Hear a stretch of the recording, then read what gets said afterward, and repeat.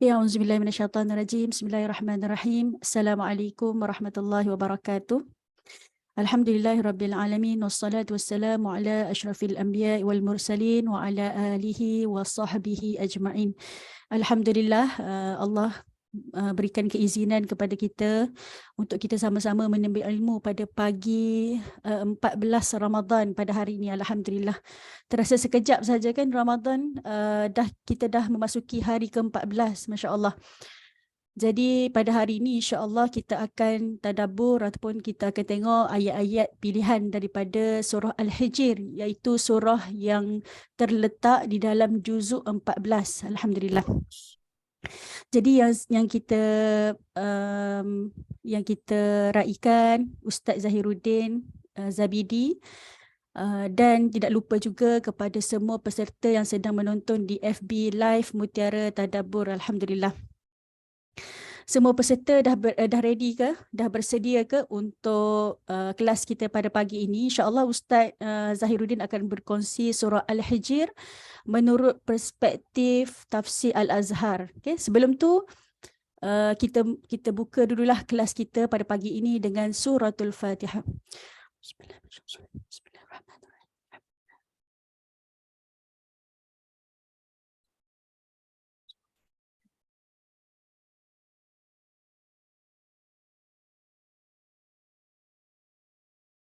Okey, alhamdulillah semua peserta yang saya hormati serta Ustaz Zahiruddin Zabidi. Sebelum kita pergi ke kelas kita, sudi juga untuk saya perkenalkan penceramah kita ataupun pentadabbur kita pada pagi ini. Nama beliau Ahmad Zahiruddin Muhammad Zabidi, ataupun nama pena beliau Zahiruddin Zabidi, berasal daripada Kelantan. Ustaz ni berkelulusan Sarjana Sastera Pengajian Melayu, di APM UM, Sarjana Muda Pengurusan Awam di UUM, dan beliau pernah mengikuti pengajian Diploma Usuluddin, dan kini beliau merupakan calon PhD Peradaban Islam Institut Islam Hadari UKM. Ustaz, saya difahamkan Ustaz pun dah menghantar kan hard copy tesis beliau. Kita doakan semoga Ustaz punya tesis sehingga ke step yang terakhir, insya-Allah semoga dipermudahkan. Amin, insya-Allah. Dan Ustaz menulis buku, banyak menulis buku.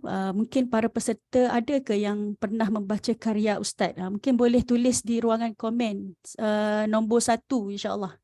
Kita nak tengok siapa yang pernah membaca karya Ustaz Zahiruddin Zabidi. Okay. Ustaz pernah menulis buku tentang Muhammad. Yang tu antara buku yang saya suka, buku tu. Dan Ustaz ada tulis tentang tahyul mistik, okay. Dan tentang takdir, okay. Bagaimana boleh mengubah takdir kan. Kita nak tengok di ruangan komen, insya-Allah tuan-tuan puan-puan yang sedang mengikuti di Facebook, siapa yang pernah ataupun memiliki karya Ustaz Zahiruddin, insya-Allah. Dan di Facebook kalau kita tengok dah ramai yang join, alhamdulillah lebih 50 orang. Ada Puan Kamsiah, Puan Syahira, Puan Ija, okay. Puan Umi Majid, alhamdulillah, ahlan wa sahlan semua.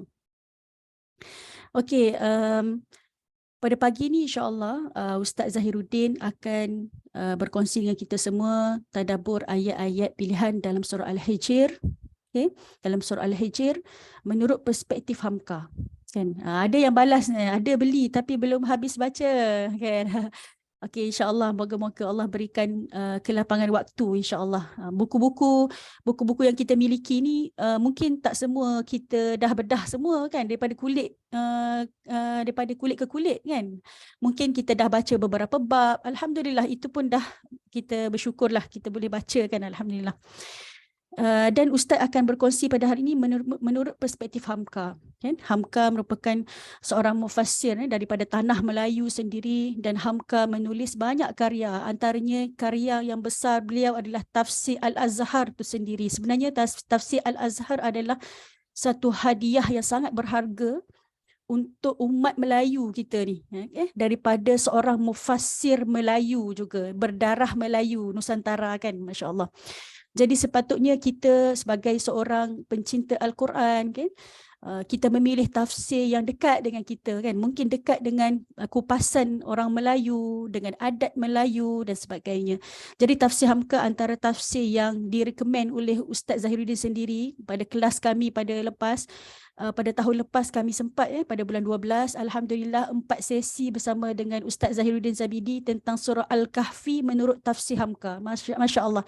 Sangat menarik Ustaz kupas tentang surah Al-Kahfi tu, memberi panduan untuk kita apabila kita baca Al-Kahfi setiap Jumaat, kita boleh belik tafsir Hamka, kita boleh memahami lagi lebih dalam insya-Allah.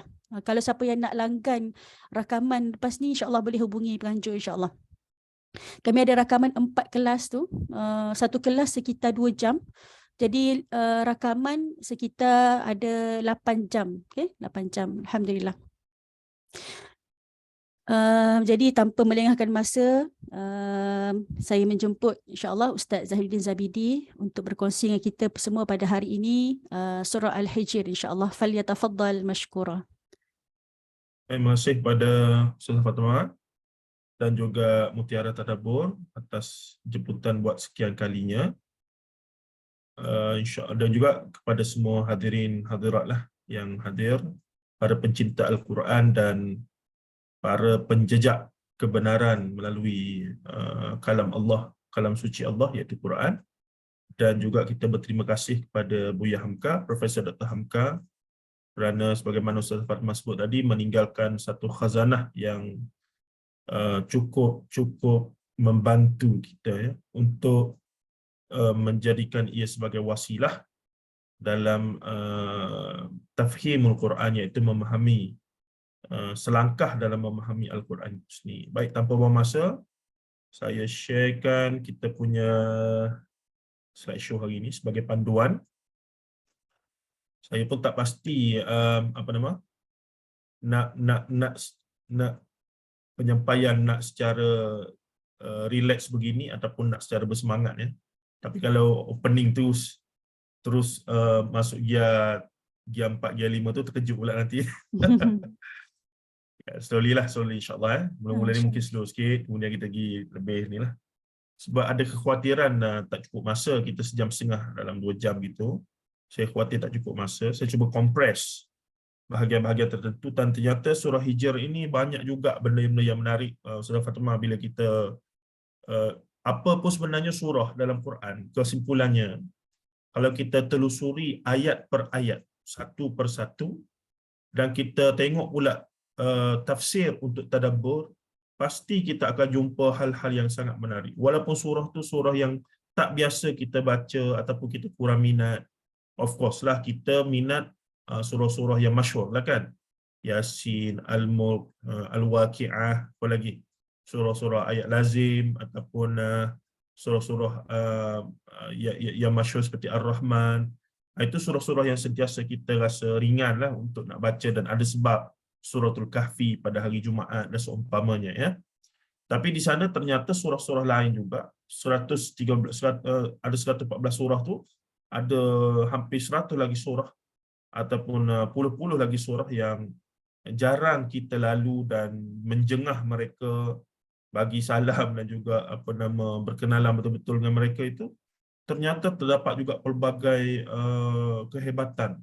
Itu kita ingat guru kami semua, Ustaz Syahri Abdul Rahman, sentiasa sebut setiap surah ada dia punya kehebatan, kepaduan tersendiri. Maksudnya dalam arti kata kita membaca Quran ini tak boleh pilih kasih lah. Seolahnya nak bagi tumpuan hanya kepada surah Yasin saja. Hampir setiap minggu duk baca surah Yasin. Surah-surah lain buat tak tahu je. Tak wajar berlaku begitu ya. Tambah-tambah bulan Ramadan ini, sewajarnya. Saya berterima kasih kepada Ustazah Fatimah kerana sekali lagi berjaya memaksa saya untuk membaca dan menelaah secara word by word, hampirlah word by word, surah Al-Hijr berdasarkan tafsir Al-Azhar Profesor Dr. Hamka. Namun sebagaimana yang dimaklumkan, tak dapat semualah pada hari ini. Jadi kalau betul nak bincang semua surah Fatimah, mungkin 2 ke 3 siri juga, sebab dia menarik. Dia ada 99 ayat dan memang pembahagian struktur ayatnya pun luar biasa, dan ternyata banyak juga Allah Azza wa Jalla menetapkan ibrah daripada kisah-kisah Nabi yang terdahulu dan seumpamanya. Baik, tanpa masa kita tengok. Mukadimahnya Al-Hijr, menurut ni saya ambil daripada Buya Hamka punya mukaddimah. Kita ringkaskanlah, saya tak ambil semua. Buya Hamka mengatakan Al-Hijr bermaksud batu besar. Ini biasa terjemahan dalam tafsir Pimpinan Ar-Rahman juga, batu besar. Ataupun lebih menarik, dia kata gunung, batu gunung. Kerana ia merujuk kepada kaum Nabi Saleh, iaitu kaum Samud, kerana kepakaran mereka dalam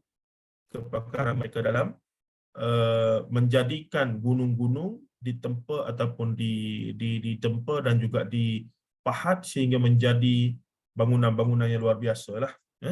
Bangunan-bangunan dan juga tempat tinggal yang kota yang cukup luar biasa. Baik. Ayat ini ataupun surah ini, surah Al-Hijr adalah dia Al-Hijr, dia beza dengan hijrah. Dulu saya, Ustaz Fatma, saya tukar dengan hajar dengan hajar. Jadi bila kita sebut Hajaratul Aswad, batu hitam, kan? Inilah ha.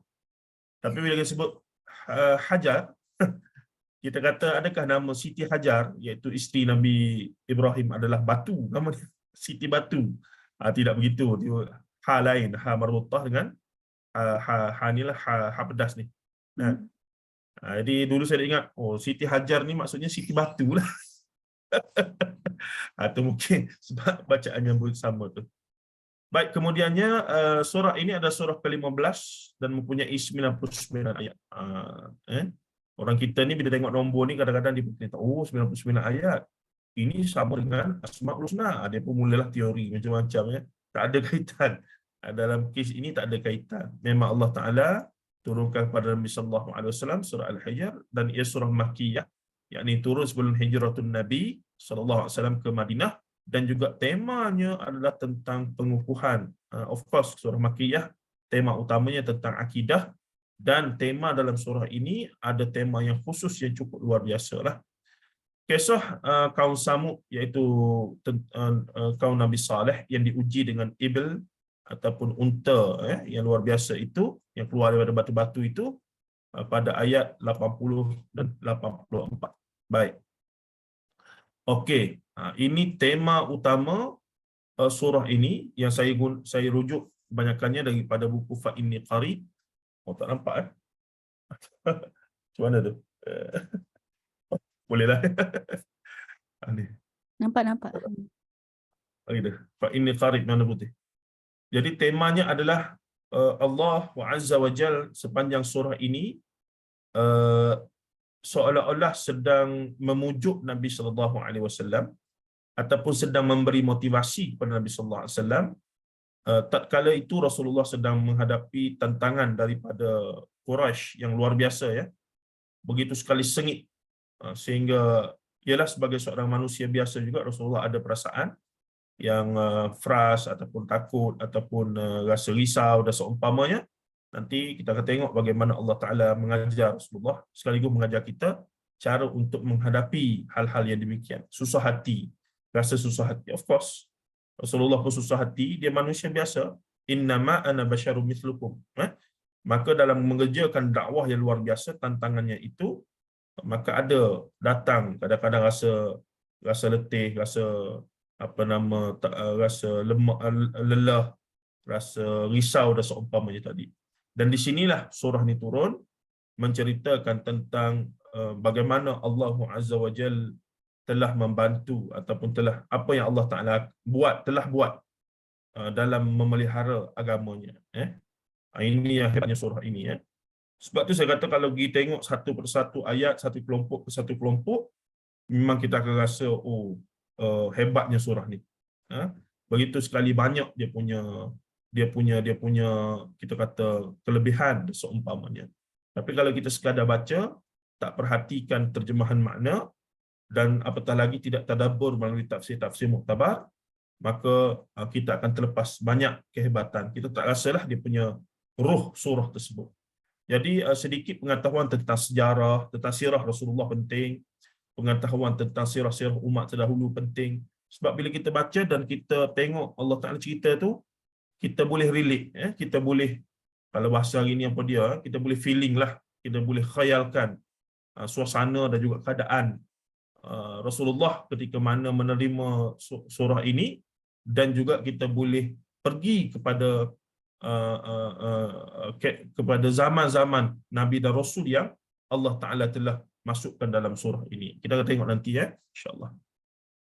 Baik, tema utama pecahannya nanti merujuk kepada buku, masih lagi merujuk kepada buku Fa'inni Qarib oleh Ustaz Fakhri Fadil. Yang pertama, dia ada lebih kurang 8 ke 9 pecahan tema lah berdasarkan ayat-ayat. Dan ironi Buya Hamka dalam tafsirnya, biasanya Buya Hamka dia akan mengelompokkan ayat dan dia letak satu tajuk sebagai tema. Tapi dalam kes ini, kebanyakan kelompok ayat yang Buya Hamka letak, contohnya ayat 1 hingga ayat 10 contoh, dia tak letak tajuk. Dia macam dia terus tafsir. Jadi saya beranggapan ialah penulis ni pun, walaupun dia ulama, dia hebat macam mana, dia ada momen-momen dia yang lelah lah, dia letih, dia ringkas sikit tafsiran dia. Apabila dia nak share ilham pun sedang datang apa semua, maka panjanglah sikit tafsir dia. Itu biasa sebenarnya. Kalau kita baca tafsir-tafsir ni, kita akan perasanlah ada ayat yang dia ulas ringkas saja. Di sana ada ayat yang walaupun 2-3 patah perkataan, tapi dia punya syarah tu berjela-jela. Ini kita katakan faktor kemanusiaan itu, faktor semasa dia menulis itu. Kita akan boleh rasa benda tu Baik, Ustaz Fakhri Fadil, kita ringkaskan ataupun kita baca secara ringkas daripada apa yang dia ni. Ayat yang pertama itu tentang keteguhan agama. Dia kata pada permulaan surah ini, Allah, yang ini ayat pertama, Allah SWT menyebutkan tentang peranan Al-Quran, iaitu untuk memberikan penjelasan. Ayat 1, manakala surah ini diakhiri dengan perintah agar kekal teguh dalam melaksanakan perintah sehingga tibanya kematian. Di sebalik susunan ini, kita dapat membuat kesimpulan bahawa sebab yang paling besar dalam membantu seseorang dalam keteguhan beragama ialah Al-Quran. Dan dapat tidak kekuatan, sumber inspirasi, motivasi utama bagi seseorang yang nak melakukan kerja agama ini adalah Al-Quran. Nak dapat tidak, sama ada dia baca, itu menjadi kita kata makanan jiwa spiritual dia, pahala, dan juga dia tadabbur untuk faham, maka dia akan mendapat kekuatan direct daripada Allah, sebagaimana Rasulullah mendapat motivasi dan juga targhib, iaitu dorongan daripada Allah Azza wa Jal itu sendiri. Jadi inilah yang kita katakan, nak dapat tidak seorang pendakwah ataupun seorang Muslim biasa macam kita tidak boleh lepas daripada untuk berta'amul, iaitu bermuamalah ataupun memesrai yang namanya Al-Quran, kalam Allah, dan semua surah. Kita ada 114 surah. Pada peringkat awal mungkin kita boleh pilih-pilih sikit surah-surah yang kita suka, tapi at the end kita tak ada alasan melainkan perlu untuk cintakan seluruh daripada Quran, iaitu 114 surah itu. Baik, kemudian pada ayat yang kedua yang ketiga, dinyatakan bahawa keadaan dunia ataupun situasi di zaman Rasulullah, ujian-ujian dia. Pada mukaddimah ni, kalau kita baca tafsir Al-Azhar, Buya Hamka menghuraikan tentang ujian-ujian ataupun realiti yang Rasulullah terima ketika itu di Mekah, iaitu dalam dakwah baginda itu. Baik, yang ni kemuncaknya, iaitu pada tema yang seterusnya, iaitu perlindungan Allah ini. Samalah pemilihan agama ni dengan perlindungan, inilah yang akan kita sentuh nanti insya-Allah. Di sini semua adalah tentang bagaimana Allah, apa yang Allah telah buat dalam Allah memelihara agamanya, agama Islam, pada umat-umat yang terdahulu. Dan paling tidak ada 5 kisah Nabi yang akan disebutkan bagaimana Allah telah lakukan untuk memastikan agamanya akan terus berlangsung. Untuk nak bagi tahu, hey Muhammad, jangan kamu risau. Benda yang kamu buat ni, senior-senior kamu dah buat. Dan aku, yakni Allah kata, maksudnya mafhumnya, Allah nak bagi tahu melalui mesej daripada surah-surah ni, aku telah bantu mereka dari sudut ini. Aku dah buat pada mereka. So, kamu jangan risau, kamu teruskan kerja dakwah, dan seumpamanya, selebihnya serah pada aku. Begitulah mesejnya lebih kurang ya, apabila Allah Ta'ala mendatangkan kisah pada Nabi dan Rasul tersebut. Iaitu apa dia? Kisah Nabi Adam ada, kisah Ibrahim, kisah Lut, kisah Shu'aib, Saleh, kisah Muhammad. Bahkan ada kisah Iblis yang panjang berkaitan dengan Nabi Adam AS. Lebih kurang kisah dalam suratul Baqarah berkaitan dengan kesombongan Iblis. Nanti kita akan ulas khusus bab itu. Dan juga ada tentang bagaimana Allah menjaga langit, Allah menjaga rezeki, dan Allah menetapkan air hujan yang turun ke bumi dalam ayat 22. Ini menunjukkan kekuasaan Allah. Allah nak menunjukkan kepada Nabi Muhammad sekaligus kepada kita semua betapa itu semua adalah dalam lingkungan jagaan Allah Ta'ala. Tak satu pun lepas daripada penjagaan Allah Azza wa Jalla. Ya. Allah sebagai pentadbir yang menguruskan semua itu tanpa walau satu, dan tidak perlukan penolong dan seumpamanya, melainkan dia suruh malaikat untuk buat arahan itu ini dan seumpamanya. Baik, seterusnya dibincangkan juga tentang penciptaan dan kebangkitan ayat 16, 22, 23, 25, iaitu kesemua ciptaan, iaitu menerangkan kehebatan penciptaan Allah daripada gugusan bintang. Ada juga disentuh bagi orang sains, mungkin ada manfaatnya untuk mereka tadabbur gugusan ayat ini. Iaitu kemudian dibincangkan tentang gunung-gunung di bumi, tumbuh-tumbuhan sebagai sumber kehidupan, hingga ke angin yang membawa air hujan. Kesemua ciptaannya ini dikurniakan menurut ukuran yang telah ditetapkan oleh Allah SWT. Dan begitu jugalah ketentuan kehidupan serta kematian segala sesuatu. Ayat-ayat ini dalil tentang hari kebangkitan dan menjadi bukti bahawa ia akan berlaku. Ayat-ayat yang bentuk ijazul ilmi, saintifik, menjadi bukti kepada satu benda yang metafizik, iaitu kebangkitan di hari akhirat, yang mana kafir Quraisy memang tak boleh terima. Dia dua benda kafir Quraisy tak boleh terima dakwah Nabi Muhammad. Yang pertama, ada ilah, iaitu Allah, hanya Allah sebagai ilah. Sebab mereka pegang bahawa berhala-berhala pun boleh jadi ilah pada mereka. Yang kedua, yang mereka tak boleh terima, cannot brain, dan juga tak boleh terima dakwah Nabi Muhammad yang pada dia, adanya hari kebangkitan. Kerana mereka berpegang, dah mati-matilah. Mereka tak sanggup untuk diadili di atas kezaliman mereka sendiri. Gitulah. Mereka tak boleh terima bahawa lepas mereka buat zalim, nanti bila mati, orang tu akan tuntut balik ke atas mereka. Bagi mereka itu tak logik. Dah mati-matilah. Jadi dua benda ni adalah benda akidah. Sedangkan benda ni usul akidah dan Islam. Beriman kepada hari akhirat dan juga tauhid kepada Allah. Jadi itulah kesyirikan dan kekufuran yang nyata oleh kafir Quraisy itu. Walaupun dalam masa sama, mereka menerima Allah sebagai pencipta alam ini.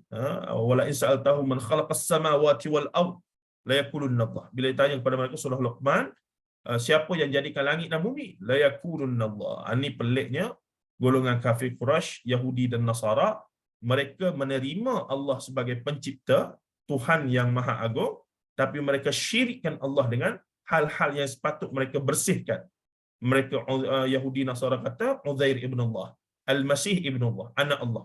Maka itu satu kekufuran yang nyata, mensyirikkan Allah. Tidak bersihkan. Mereka tak tanzihkan, iaitu bersihkan Allah daripada sifat kekurangan ataupun sifat makhluk. Maka mereka telah mensyirikkan Allah Azza wa Jal, mereka kufur pada Allah. Baik, ringkasnya lagi. Kemudian seterusnya berlaku juga pada ayat 19-20, iaitu tentang pembahagian rezeki, bagaimana Allah mentadbir, menjaga pembahagian rezeki. 19-12, ini ringkasnya. Kemudian ini penting, kisah Iblis, nanti kita akan bincang, tengok ayatnya. Kisah Iblis ini ada kaitan dengan kemudian kisah para Nabi dan Rasul. Ada poin-poin penting di sini. Dan ia bersabit dengan bagaimana Allah menjaga agama. Dari zaman Iblis lagi, Allah dah jaga, janji dah akan jaga agama dia ni. Semenjak daripada zaman Iblis berjanji nak sesatkan, nak jadikan manusia semua syirik kepada Allah Ta'ala. Jadi ada juga tentang pengampunan Allah Ta'ala, maha luas pengampunannya. Kisah Nabi ini 5160 dan 177, 78, 95. Ini kisah Nabi, apa dia tu? Nabi Ibrahim ya. 61 hingga 77 kisah Nabi Lut alaihi salam, anak saudara Nabi Ibrahim. Ketika Nabi Ibrahim dan Nabi Lut berada di atas muka bumi, hanya 3 orang saja beriman. Hanya 3 orang saja. Iaitu siapa dia? Ibrahim, Sarah dengan Lut.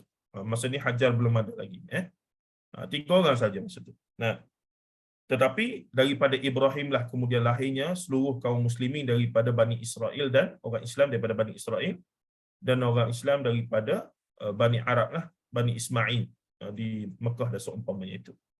Baik, seterusnya ayat 78 79 secara sepintas lalu Allah ceritakan tentang Nabi Syuaib, kaum Nabi Syuaib. Kemudiannya, tapi cerita ni bukan cerita apa aja, cerita yang fokus kepada bagaimana Allah membuktikan dia telah jaga agama dia itu. Dan kisah-kisah ini adalah bertemakan ini, bukan kisah biasa. Sebab tu banyak kisah ditumpukkan dalam satu surah ini kerana bukan nak bercerita tentang mereka sebenarnya, tapi nak cerita temanya tentang bagaimana Allah menjaga agama dia ini.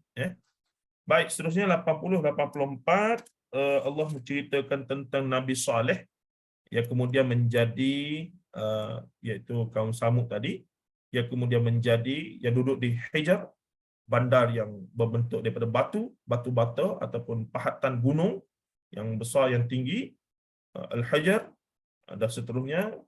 Kisah akhir kembali kepada kisah tantangan Nabi Muhammad sallallahu alaihi wasallam dan penutup Muhammad sallallahu alaihi wasallam, dan akhirnya penutup ayat 99 Allah menceritakan ataupun memberitahu Nabi Muhammad SAW tentang penawar bagi kegelisahan, kesusahan hati dan agar dikurniakan keyakinan. Ada 3 benda ini. 1, penawar kegelisahan dan kesusahan hati, samalah gelisah. Dan setelah itu timbulkan nombor 2, keyakinan, keteguhan jiwa. Dan itu pada Allah mengajarkan Nabi Muhammad dan sekaligus pada kita lah. Maksud kepada Nabi Muhammad tu pada umat Muhammad, pada kita lah hari ni itu yang perlu difahami. Iaitu membanyakkan tasbih, mensucikan Allah, memuji Allah ni, bertasbih memuji Allah dan banyakkan sujud dalam ibadah, dan sujud ini hanya ada dalam solat. Sujud kita dalam syariat kita hanya ada dalam solat. Apa yang sedang kita buat dalam Ramadan, qiyamul Ramadan dan seumpamanya ini. Baik. Tuan-tuan dan puan-puan rahimahullah taala. Okey, setakat ni ada soalan ke? Saya tak boleh tengok di Facebook ni. Handphone saya tengah charge pula. Tidak saya boleh buka. Nanti Ustaz Fanwa boleh ni kot kalau ada yang nak bertanya ke apa semua kan. Ataupun di akhir kita di akhir lah insya-Allah. Di akhir insya-Allah. Okay. Baik, kita masuk pada kisah. Bila sebut ayat-ayat terpilih, maka tak boleh nak cerita semua, walaupun saya sangat eager untuk nak cerita semua dari awal supaya lengkap. Tapi sebagaimana saya maklum dari awal tadi, Ustaz Fatma memang tak sempatlah kena beberapa siri baru sedap dia tengok dia punya fragment itu dengan menarik sekali sebagaimana kita buat suratul Kahfi dahulu Sampai sekarang pun saya terkenang-kenang lagi momen membaca dan merumuskan dan seumpamanya tafsir ataupun tadabbur surah Al-Kahfi menurut perspektif Al-Azhar itu. Walaupun sebahagiannya akhirnya kita tak setuju pun dengan Hamka juga. Ada benda yang kita bukan tak setujulah. Kita rasa dia pun terlepas pandang dan seumpamanya, itu biasalah. Baik, cuba kita tengok bermaksud di sini yang saya pilih untuk dibincangkan dalam masa sejam setengah ini adalah apa dia tuan-tuan? Di sini. Pemeliharaan agama Islam sebagaimana Allah Taala setelah Allah Taala bagi ayat-ayat penyataan bla bla bla bla ini, Allah memberikan penyataan dikri-dikri dia, tapi di sana Allah Taala bagi contoh hidup melalui kisah para nabi ni. Dan kisah para nabi ini dimulai dengan kisah iblis terlebih dahulu. Ini yang menarik Kisah iblis laknatullah. Dan kalau tengok di sini kisah iblis, saya tengok balik. Dia kata okey dah apa, sama je. Tak perlu nak itu. Baik, cuba kita tengok ayat ini. Idz qala rabbuka lil malaikati inni khaliqum basharan min salsalin min hama'in masnun fa iza sawaituhu wa nafakhtu fihi min ruhi faqa'u lahu sajidin ila akhir sehingga sini. Tapi yang lebih penting, saya tak nak baca semua, saya nak jimatkan masa Ini semua kelompok kisah tentang iblis. Bermula dari sini, idz qala rabbuka lil malaikati khaliqun basharan inna ibadi inna ibadi laysa laka alaihim sultanun illa man ittaba'aka minal ghawin.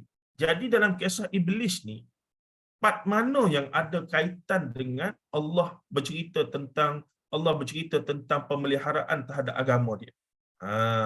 Jadi kita kena tengok terjemahannya satu persatu. Panjang sikit, saya telah tanda warna tu ya. Jadi iblis kata, Allah kata dalam surah ini ceritanya adalah, dan ingatlah peristiwa ketika Tuhanmu berfirman kepada malaikat, sesungguhnya aku hendak menciptakan manusia dari tanah liat yang kering. Ini semua kita maklumlah. Yang berasal dari tanah kental yang berubah warna dan baunya. Ini menjadi dalil bahawa tak betul lah ada orang dakwa Nabi Muhammad daripada cahaya dan seumpamanya. Itu bertentang dengan Al-Quran. Kerana Rasulullah kata aku daripada Adam dan Adam daripada Turab wa min tin. Al-Quran kata, dan ini dijelaskan lagi. Sesungguhnya aku hendak menciptakan manusia. Manusia di sini adalah Nabi Adam lah. Itu ya. Berasal dari tanah kental yang berubah warna dan baunya. Ini latar belakang baru. Kemuncaknya adalah di mana key point yang menunjukkan Allah melalui kisah iblis ni jaga, Allah memberi bantuan ataupun Allah menetapkan bahawa dia memang nak jaga agama ini. Sebab tema surah Al-Hijr adalah Allah menjaga agamanya. Sebagaimana tema surah Al-Kahfi adalah kaedah ataupun pendekatan cara untuk menghadapi fitnah Dajjal. Dan didatangkan 4 kisah, 4 kelompok, bagaimanakah praktikalnya mereka dalam menghadapi fitnah Dajjal yang boleh kita aplikasikan pada hari ini. Begitu juga dalam kes ini ya. Sama. Ini hebatnya struktur Quran bila kita tengok betul-betul, ternyata apa yang ada tu memang sesuai dulu kini selamanya untuk kita praktiskan ya. Dalam kes iblis ini ternyata sebagaimana cerita wa qala rabbuka lil malaikati inni ja'ilun fil ardi khalifah, samalah lebih kurang ini. Cerita ini kemudian iblis datang. Kemudian apabila aku sempurnakan kejadiannya serta aku tiupkan kata Allah pada rohnya dari ciptaanku, maka hendaklah kamu sujud kepadanya, iaitu usjudu li Adam fasajadu. Semua malaikatlah, Allah menyuruh semua malaikat sujud kepada Nabi Adam AS. Tak perlu kita hurai, itu kisah lain. Dan kemudiannya setelah selesai kejadian Adam, maka sujudlah sekalian malaikat illa iblis, semua sekali. Melainkan iblis, illa iblis, dia tidak enggan untuk bersama mereka yang sujud, iaitu malaikat-malaikat lain. Allah berfirman, wahai iblis, apa sebabnya engkau tidak turut bersama mereka untuk sujud? Iblis menjawab, aku tidak patut sujud kepada manusia yang engkau jadikan dari tanah liat yang kering, yang berasal dari tanah kental yang berubah warna dan bau. Ini orang yang mula-mula resis atas muka bumi ataupun daripada makhluk Allah adalah iblis laknatullah. Makhluk yang terawam melancarkan kempen resis kepada ras, resis kepada jenis, resis kepada perbezaan. Inilah dia namanya iblis laknatullah. Kemudian Allah berfirman lagi, kalau demikian keluarlah engkau daripadanya, kerana sesungguhnya engkau dari sekarang ke semasa depan adalah satu makhluk yang diusir, dan sesungguhnya engkau ditimpa laknat terus-menerus hingga ke hari kiamat. Iblis berkata, wahai Tuhanku, jika demikian, berilah tempoh kepadaku hingga ke hari mereka yang mayub'atsun, hingga ke hari kiamat. Qala rabbi fa'anzirni ila yaumi yub'atsun. Tetapi ironinya ataupun hebatnya ataupun luar biasanya, iblis yang telah melakukan maksiat kepada Allah, menyebabkan Allah Ta'ala murka, marah, kemudiannya Allah masih layan dia. Allah masih layan dia, dan Allah kemudian mengabulkan permintaannya untuk mereka, dia ni kekal hidup sampailah yaumul yub'atsun, iaitu sampailah hari kebangkitan, iaitu pada hari kiamat lah. Allah berfirman, dengan permohonanmu itu maka sesungguhnya engkau dari golongan yang diberi tempoh. Bolehlah, Allah kata pada 37, qala fa innaka minal munzarin, kamu boleh terimalah ila yaumil waqtil ma'lum, sehingga hari yang kamu akan tahu nanti, hingga hari masa yang termaklum ataupun yang akan tidak ditahu bila, tapi sudah dimaklumi oleh Allah Taala. Baik, perhatikan 3 ayat akhir ini. Ini penting. 39, 40 ataupun 4 ayat 40, 41, 42. Baik, pada ayat ini apa bunyinya? Kita tengok balik.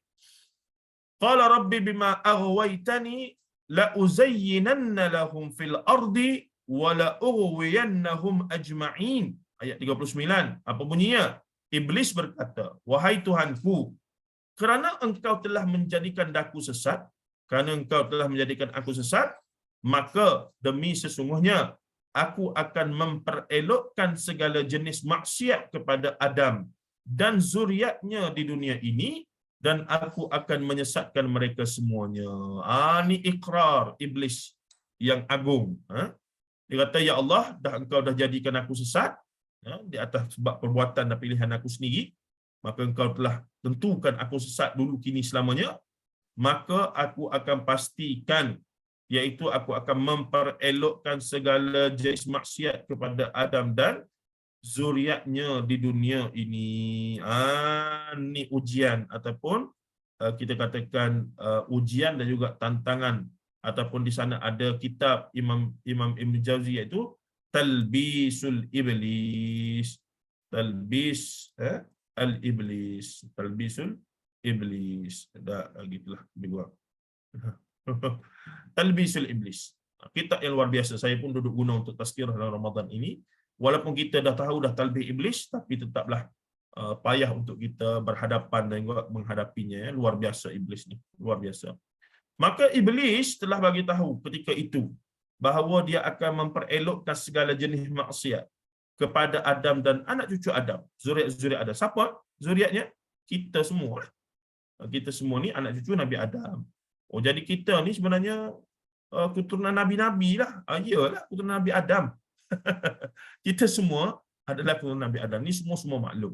Bahkan orang Kristian, orang Yahudi pun tahu. Mereka semua adalah kelahiran ataupun keturunan daripada Nabi Adam alaihissalam. Baik. Dan iblis memperakui ataupun iblis menetapkan bahawa aku akan menyesatkan mereka semuanya. Itu ikrar dia. Tapi kemudian iblis tambah sikit. Ayat 40 ni. Menarik ya.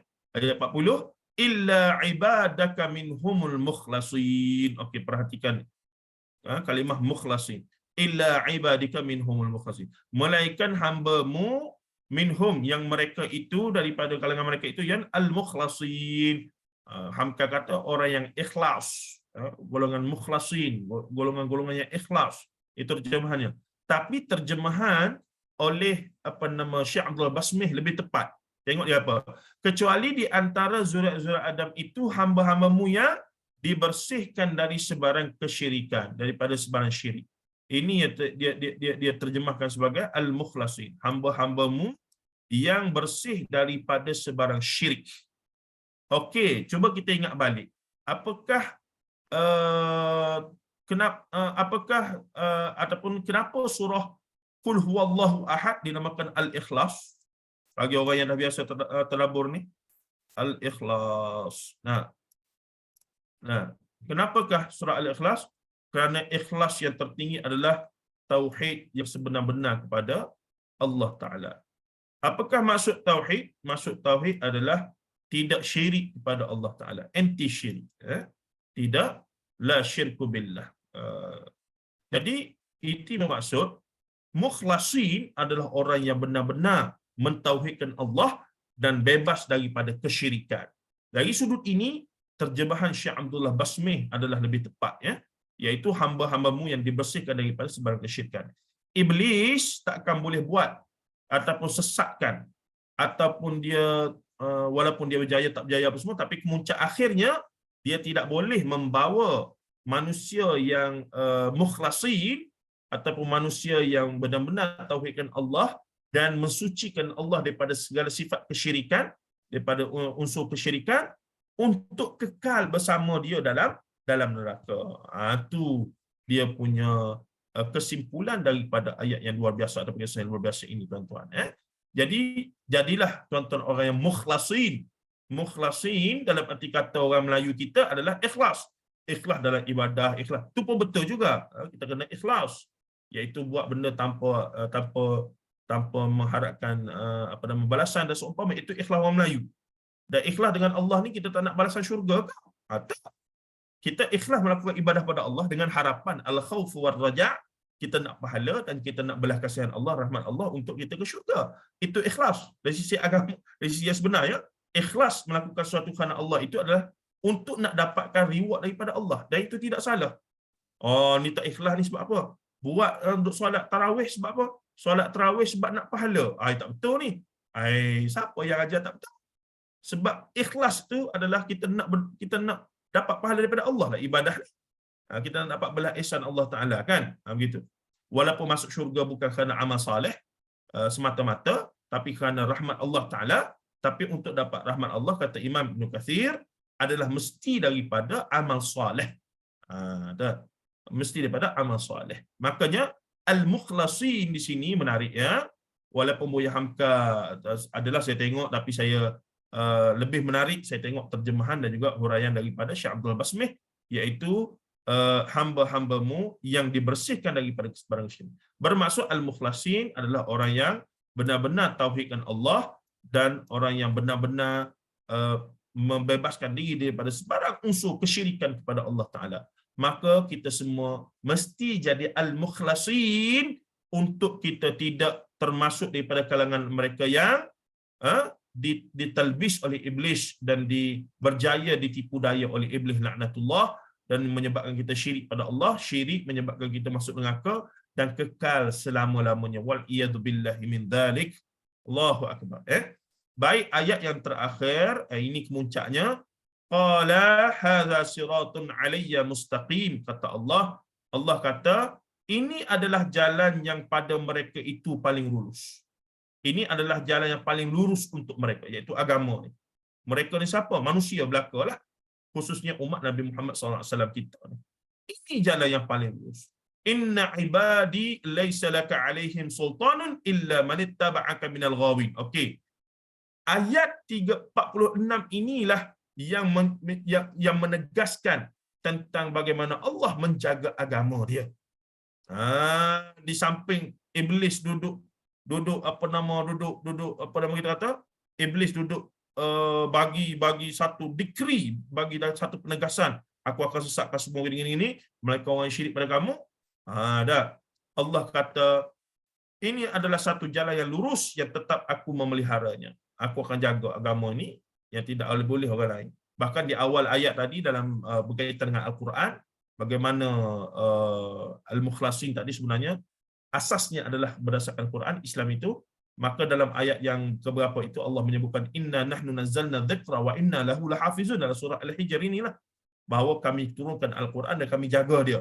Maka Allah ada benda-benda yang iblis memang tak boleh nak buatlah apa-apalah, selagi mana Allah Taala tetapkan ini aku jaga.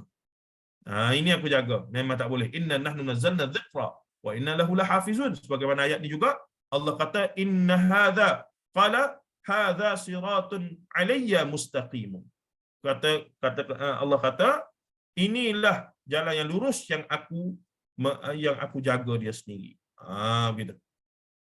Baik, dan pada ayat yang terakhir dalam kelompok ini, kisah iblis ni, kisah Adam dengan iblis ni, kemudiannya Allah Taala kata inna ibadi laisa laka alaihim sultanun illa man ittaba'aka minal ghawin. Hey iblis, kamu dengar betul-betul. Allah sesungguhnya hamba-hambaku tidaklah ada bagimu sebarang kuasa, sultanun aliyya tadi, untuk menyesatkan mereka. Hey iblis, Allah sebut iblis, kamu sebenarnya tidak boleh sesatkan. Kamu tidak ada kuasa untuk sesatkan mereka. Kamu bolehlah nak asuk dia, nak talbis dia, nak ni apa semua ni. Tapi kamu sebenarnya hakikatnya tidak ada kuasa. Jadi sebab tu kita kena sedar. Dan ni, kalau kita tadabbur ayat ni, maka kita tahu, oh sebenarnya iblis tak boleh buat apa-apa. Sebenarnya iblis tak boleh buat apa-apa. Sebab kalau kata kerana iblis lah, kerana iblis semata-mata kita jadi sesat, kita jadi buat maksiat, maka itu tidak adil untuk kita diazab oleh Allah. Tetapi Allah kata apa dia? Kamu sesungguhnya hamba-hambaku tidak ada bagimu hai iblis sebarang kuasa untuk menyesatkan mereka, kecuali sesiapa yang menurutmu illa manittaba'aka minal ghawin, melainkan sesiapa yang ikut kamu, ittiba' man ittaba'aka minal ghawin, daripada golongan yang ataupun mereka yang pilih untuk ikut kamu, as dia a choice to follow you. Mereka pilih untuk ikut kamu sendiri. Tu.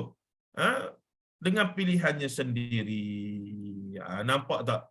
Makanya kesimpulan daripada kelompok pertama ayat ini apa dia? Allah nak jelaskan, Iblis memang dari dulu lagi, inilah kisah di latar belakang kita semua tahu. Iblis gini-gini, dan dalam ni Allah, Iblis menetapkan tadi, wahai Tuhanku, dia kata, aku akan sesatkan semua gini-gini, melainkan orang yang mukhlasin, iaitu orang yang benar-benar mentauhidkan kamu dan tidak syirik pada kamu. Maka Allah kata, sesungguhnya ini jalan yang benar, aku jaga dia, iaitu Islam. Aku jaga agama ini sampai sudahlah, ini agama aku. Dan kamu sebenarnya tidak ada kuasa untuk nak menyesatkan manusia, melainkan mereka ikut kamu atas kehendaknya sendiri. Jadi jelas, kita tak boleh salahkan siapa-siapa di atas maksiat yang kita buat, sebab kita pilih. Kita pilih. Dosa besar, dosa kecil yang kita buat adalah atas pilihan kita sendiri. Kita nak puasa hari ini, tak nak puasa, kita yang memilihnya. Ada ruang tersebut untuk pilihan. Allah Ta'ala tahu tak kita akan puasa ataupun tidak hari ini? Allah Ta'ala dah tahu 1000 ataupun 5000 tahun ketika mana Lauh Mahfuz dan segala takdir sudah tertulis. Allah Ta'ala, sebab ilmu Allah. Allah tahu apa yang kita pilih. Segala yang termaktub dalam takdir kita, kata Khattabi dalam buku saya, bolehkah kita mengubah takdir?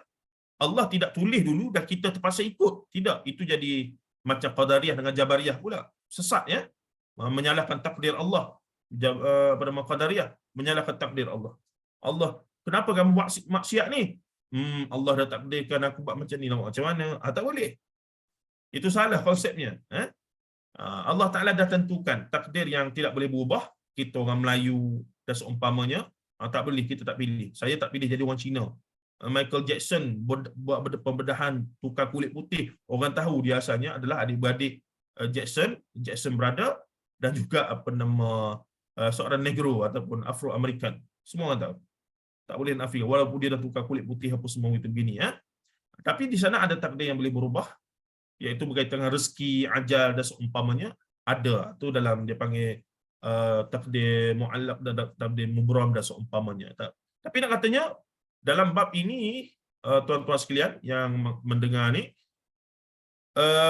sesungguhnya Allah menjaga agama ini sendiri. Itu satu penetapan daripada Allah. Dan sebenarnya kita manusia sudah ditetapkan untuk tidak boleh diapa-apakan oleh iblis, melainkan kita sendirilah yang buat pilihan. Sebab itulah kita diazab, na'udzubillah min zalik, diberi dosa, dikira berdosa bila kita buat sesuatu itu atas pilihan kita sendiri. Contoh yang saya selalu bagilah kalau pergi masjid ni, saya keluar pada masjid. Saya pergi masjid nak solat apa semua, nak buat pahala lah. Nak buat pahala, nak kurangkan dosa saya dan seumpamanya. Tapi keluar-keluar, di samping selipar baru saya, ada selipar buruk saya, ada selipar baru yang sama. Jadi, saya nak pilih yang mana sekarang? Itu pilihan saya. Saya pun ambil yang barulah, buat-buat tak tahu. Itu pilihan saya untuk ambil yang baru tu. Bukan Allah dah tentukan. Tapi Allah tahu tak? Allah dah tahu lama dulu saya akan buat keputusan tersebut. Itu maksudnya. Mungkin ada soalan daripada ni, boleh tulis nanti, Ustazah Fatimah akan bacakan macam mana ya. Jadi jelas dalam ayat ini Allah dah tegaskan bahawa itu cara dia jaga agama ini. Iaitu pertama, dia jaga agama ini dengan cara dia, iaitu sampai bila-bila hidup sampai hari kiamat. Yang kedua, dia pastikan bahawa iblis tak boleh buat apa-apa pada kita, melainkan orang yang memang nak ikut iblis untuk sesat, syirik dan juga masuk neraka. Wal iyadu billah. Baik, itu baru kisah pertama. Boleh lagi ke kita ni? 10.50 dah. Alamak. Macam mana tu? Ada 5 kisah lagi ni.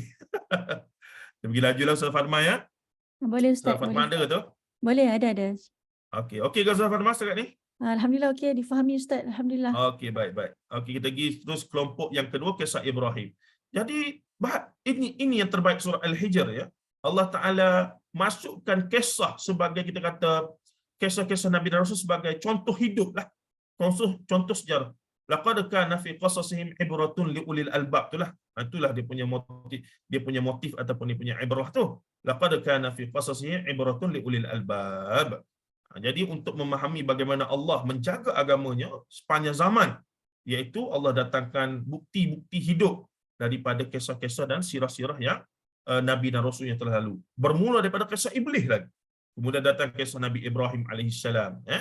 Iaitu inilah ayatnya, وَنَبِّئْهُمْ عَنْ ضَيْفِ إِبْرَاهِيمَ إِذْ دَخَلُوا عَلَيْهِ فَقَالُوا سَلَامًا قَالَ إِنَّا مِنْكُمْ وَجِلُونَ قَالُوا لَا تَوْجَلْ إِنَّا نُبَشِّرُكَ بِغُلَامٍ عَلِيمٍ ila akhir di sini. Saya tak bacalah untuk nak ringkaskan waktu, insya-Allah. Nanti saya ingat kalau siapa yang tadabbur surah ini baca dan tengok terjemahan, kebetulan hari ni pun juzuk ke-14 ni hari 14, boleh lalu, maka kita akan dapat hayatilah. Betul lah, proses tadabbur itu, proses tadabbur kita memerlukan rujukan daripada tafsir-tafsir muktabar, dan akhirnya ia sangat membantu kita untuk menghayati. Bila kita baca tu, oh betul lah, surah ni penuh dengan apa nama, penuh dengan motivasi daripada Allah kepada Nabi Muhammad sekaligus kepada kita tentang Allah jaga agama ini. Allah jaga sendiri agama ini. Jangan pernah rasa Allah Ta'ala abaikan, buat tak tahu. Tidak. Allah Ta'ala memang termasuk, dan juga memang dalam keadaan yang kita semua kena sedar bahawa Allah memang sentiasa bersama kita. Baik, okey. Dan khabarkanlah kepada mereka perihal tetamu Ibrahim. Tetamu Ibrahim adalah malaikat yang kemudian dua malaikat ini pergi pula jumpa Nabi Lut alaihi salam. Nanti kita akan tengok dia turun jumpa Nabi Ibrahim, mengkhabarkan satu khabar gembira kepada Ibrahim.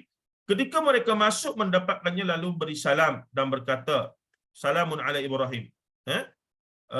Dia berkata, "Sesungguhnya kami berasa takut kepada kamu." Maka Ibrahim kata, "Takutlah." Macam mana tu? Kemudian mereka menjawab, iaitu malaikat menjawab, "Janganlah engkau takut, sebenarnya kami hendak menggembirakanmu dengan berita bahawa engkau akan beroleh seorang anak lelaki yang bakal menjadi seorang yang berilmu." Tengok tu. Ceritanya Ibrahim sudah berumur, dalam tafsir Al-Azhar menyebutkan hampir 100 tahun. Walaupun mungkin ada perbincangan tentang umur tersebut, tapi relatifnya Nabi Ibrahim ataupun Ibrahim sudah kibaru fabima tubashirun. Dia sudah berumur lah. Baik, kemudiannya qalu basyarnaka bil haqqi fala takum minal qanitin. Mereka menjawab, janganlah engkau takut, sebenarnya kami hendak menggembirakanmu. Basyarna, busyra, menggembirakan. Bil haqqi, dengan berita yang benar. Dengan berita yang benar bahawa engkau akan beroleh seorang anak yang bakal menjadi anak yang berilmu. Kemudian katanya lagi, Nabi Ibrahim berkata, "Betulkah kamu menggembirakan daku dengan berita demikian? Padahal aku telah tua." Nabi Ibrahim sendiri kata dia telah tua masa tu. "Maka dengan jalan apakah kamu menggembirakan aku?" Nabi Ibrahim macam ragulah. Macam mana aku tua ni boleh anak lagi? Sedangkan sebelum itu Nabi Ibrahim telah berdoa, ya. Apa doanya Ustaz Fatimah tentang zuriat yang soleh yang mendoakan apa semua tu? Rabbi, Allahumma salli ala Muhammad, tengok dah. Minas salihat Allah. Tak mari nanti Ustaz Fatimah ingat bagi tahu, ya.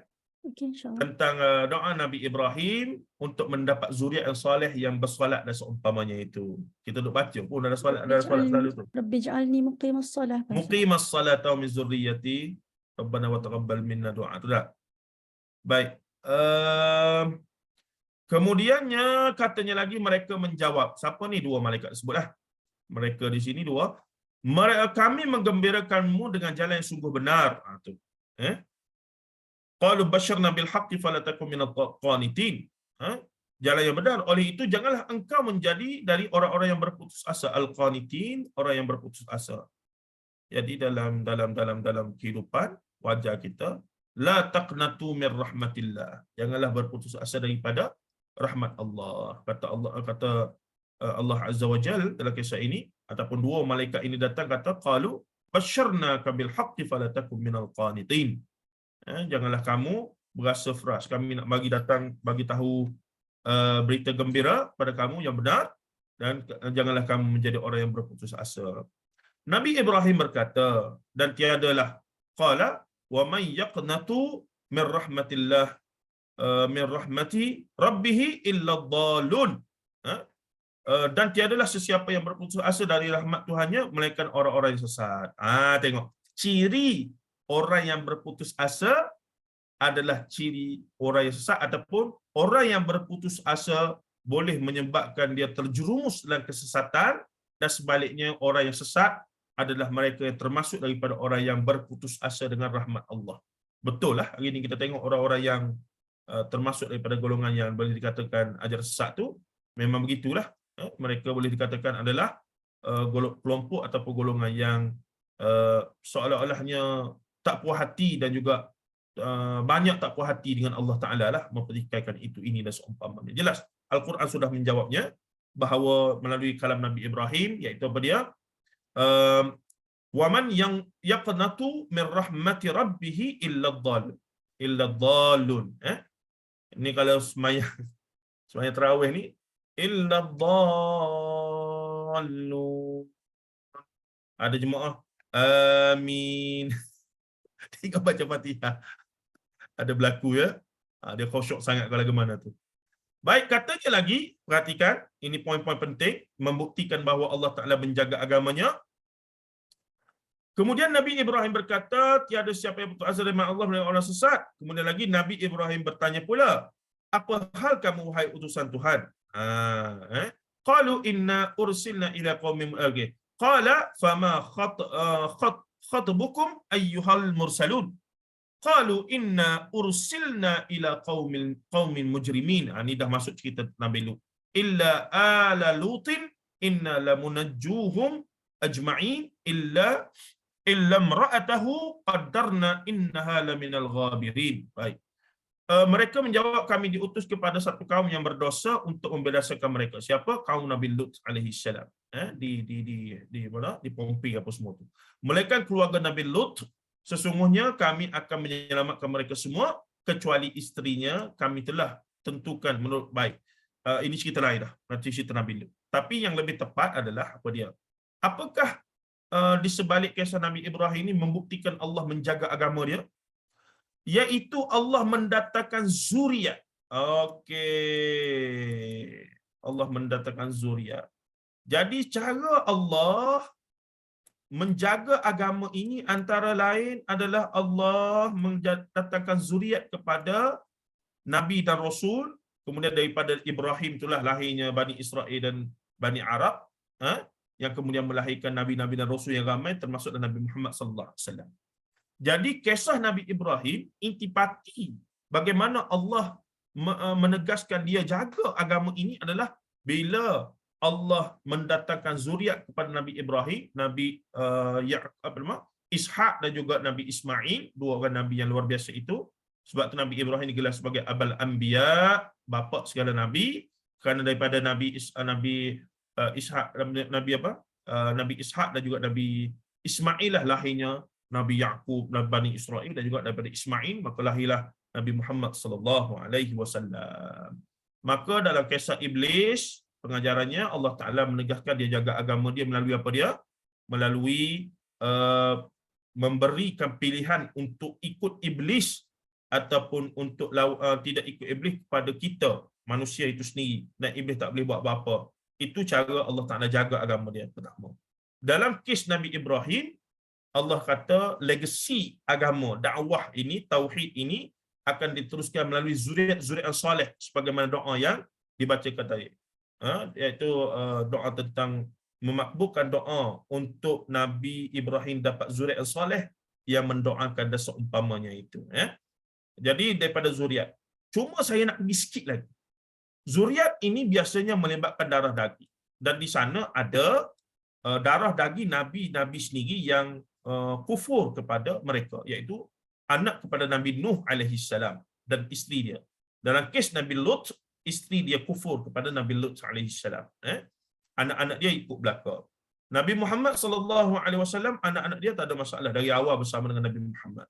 Sebab tu bila Nabi Muhammad sedih pakcik dan isteri dia meninggal, Allah datangkan kisah Nabi Lut ataupun Allah datangkan kisah Nabi Nuh untuk nak motivate Rasulullah. Soalan nak kata, hey Muhammad, kamu sedih, kamu ni apa semua, pakcik kamu Abu Talib tak masuk Islam, tapi kamu lupa Nabi-Nabi Rasul dulu lebih teruk lagi. Anak mereka, isteri mereka pun kufur kepada mereka. Kamu pakcik, walaupun baik macam mana pun, tarafnya adalah pakcik. Ini isteri dan anak, lebihlah. Duduk serumah, tidur sebantar, apa semua. Tapi mereka telah hadapinya dengan sabar, dan akhirnya mereka patuh ada taat pada perintah lah Allah Azza wa Jalla. Ini cara Allah. Dan zuriat, dalam kes Nabi Ibrahim, dia mendapat zuriat yang saleh. Zuriat yang saleh. Tetapi dalam nabi-nabi lain, zuriat mereka juga diuji oleh mereka. Menjadi ujian kepada mereka. Maka saya kembangkan sikit. Zuriat ini juga boleh difahami. Itu pandangan peribadi saya, Ustaz Fatimah. Dan Hamka pun tak ulas benda ni. Hamka ulas sebenarnya surah ni agak ringkas je, sebab tu saya kurang teruja sikit. Walaupun dia ada ulas, tapi kurang menarik macam suratul Kahfi tempoh hari ya. Pada saya zuriat yang darah daging ni satu, ada satu lagi zuriat yang penting, iaitu zuriat ilmu, legacy keilmuan. Untuk menjamin kelangsungan dakwah Islam dan seumpamanya, seorang nabi, seorang ulama, seorang pendakwah, seorang apa, selain mereka dakwah mereka punya legacy Islam boleh dipanjangkan melalui zuriat ataupun legacy mereka yang berbentuk darah daging. Dalam masa yang sama, zuriat legacy dakwah Islam apa semua juga boleh disampaikan ataupun boleh dilalui melalui zuriat ilmu mereka, iaitu anak-anak murid. Wallahu alam. Ustazah Fatimah boleh setuju ke tidak? Ustazah Fatimah? Menarik boleh tu setuju Ustaz. ke tak? Menarik Ya? tu. Menariklah yang Itu Ustaz kupas tu, ya, sebab satu perspektif. legacy. Tapi itu pandangan peribadi saya. Tak boleh kata ulama mana-mana, saya takut ni. Cuma saya fikir dalam konteks ini, antara penerus legacy dakwah memastikan Islam tidak mati adalah juga anak-anak murid. Dan ini terbukti sepanjang sejarah Islam. Anak-anak murid ulama-ulama besar lah yang mengembangkan. Kadang-kadang anak-anak kepada ulama sendiri pun tidak begitu sekali menonjol, tapi anak murid luar biasa. Kerana di sana ada ulama-ulama hebat, sebagai contoh Imam Nawawi rahimahullah, tak sempat ada anak. Ulama Al-Uzzab, mereka bujang sampai mati. Mereka bujang. Syekhul Islam Ibn Taymiyah rahimahullah, bujang. Ini ulama-ulama hebat yang sibuk dengan ilmu, yang tak sempat kahwin, tapi mereka tak ada zuriat darah daging untuk meneruskan dakwah, untuk nak jaga agama Allah ni. Tapi mereka ada seperti dia, mereka ada anak-anak murid yang luar biasa. Itu keilmuan. Tapi dari sudut kuasa, raja-raja ada anak lah untuk. Tapi kalau tak ada anak pun, kadang-kadang adik rampah kuasa, anak saudara mari bunuh dan seumpamanya. Ya. Baik, itu habislah kisah Nabi Ibrahim alaihissalam. Allah menjaga agamanya melalui zuriat Nabi Ibrahim alaihissalam.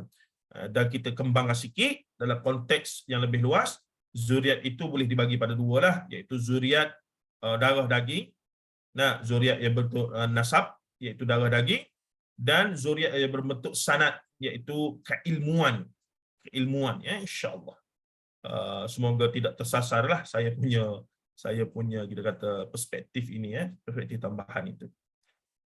Baik, seterusnya kisah Nabi Lut alaihissalam. Siapa Nabi Lut? Nabi Lut alaihissalam adalah anak saudara kepada Nabi Ibrahim alaihissalam.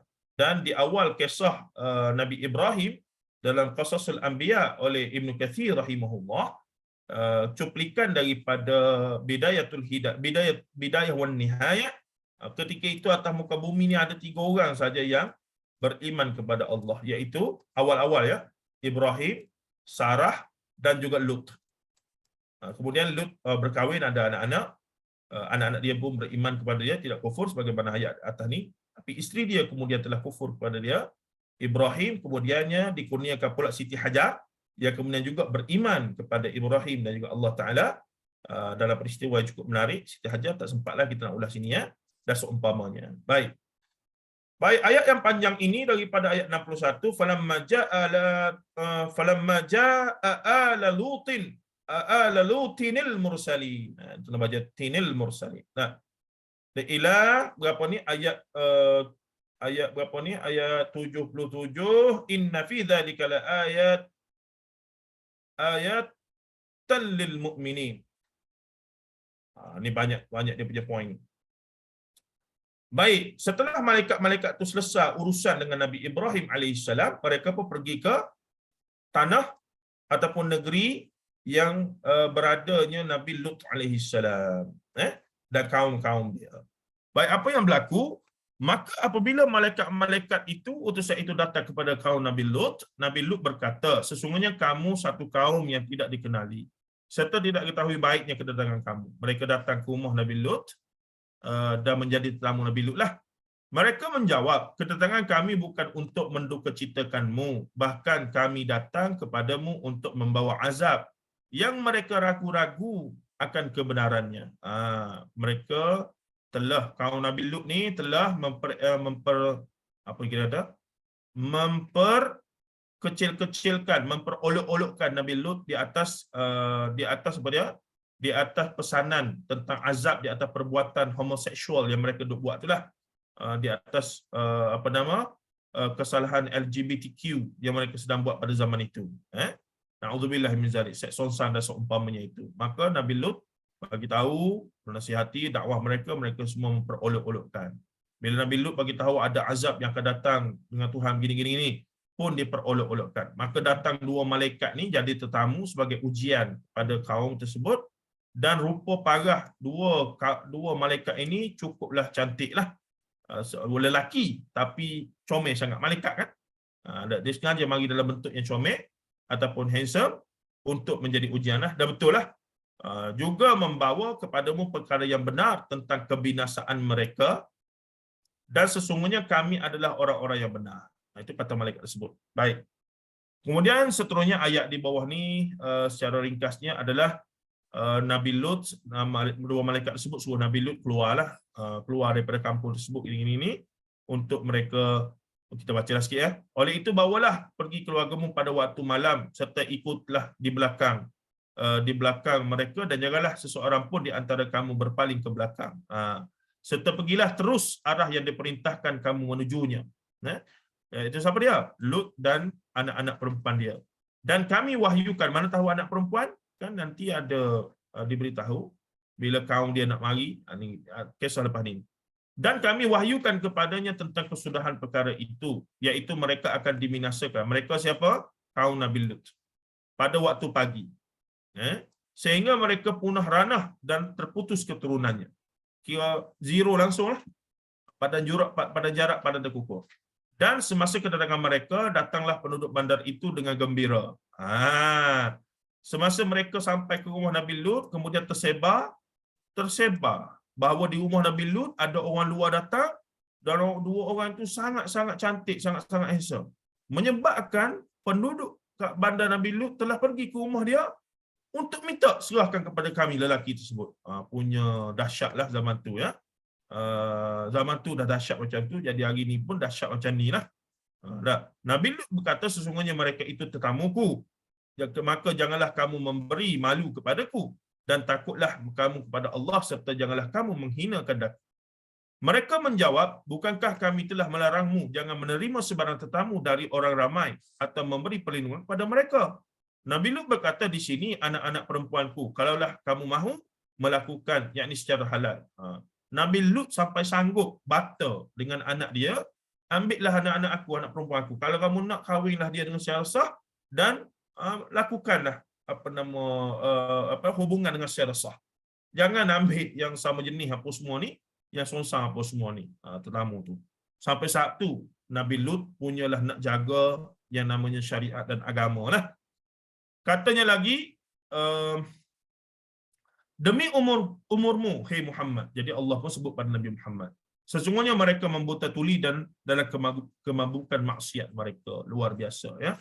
Benda tu berulang sekarang dan dah ada depan. Tapi dulu pun dahsyat, dan mungkin lebih dahsyat pada hari ini dan seumpamanya ya.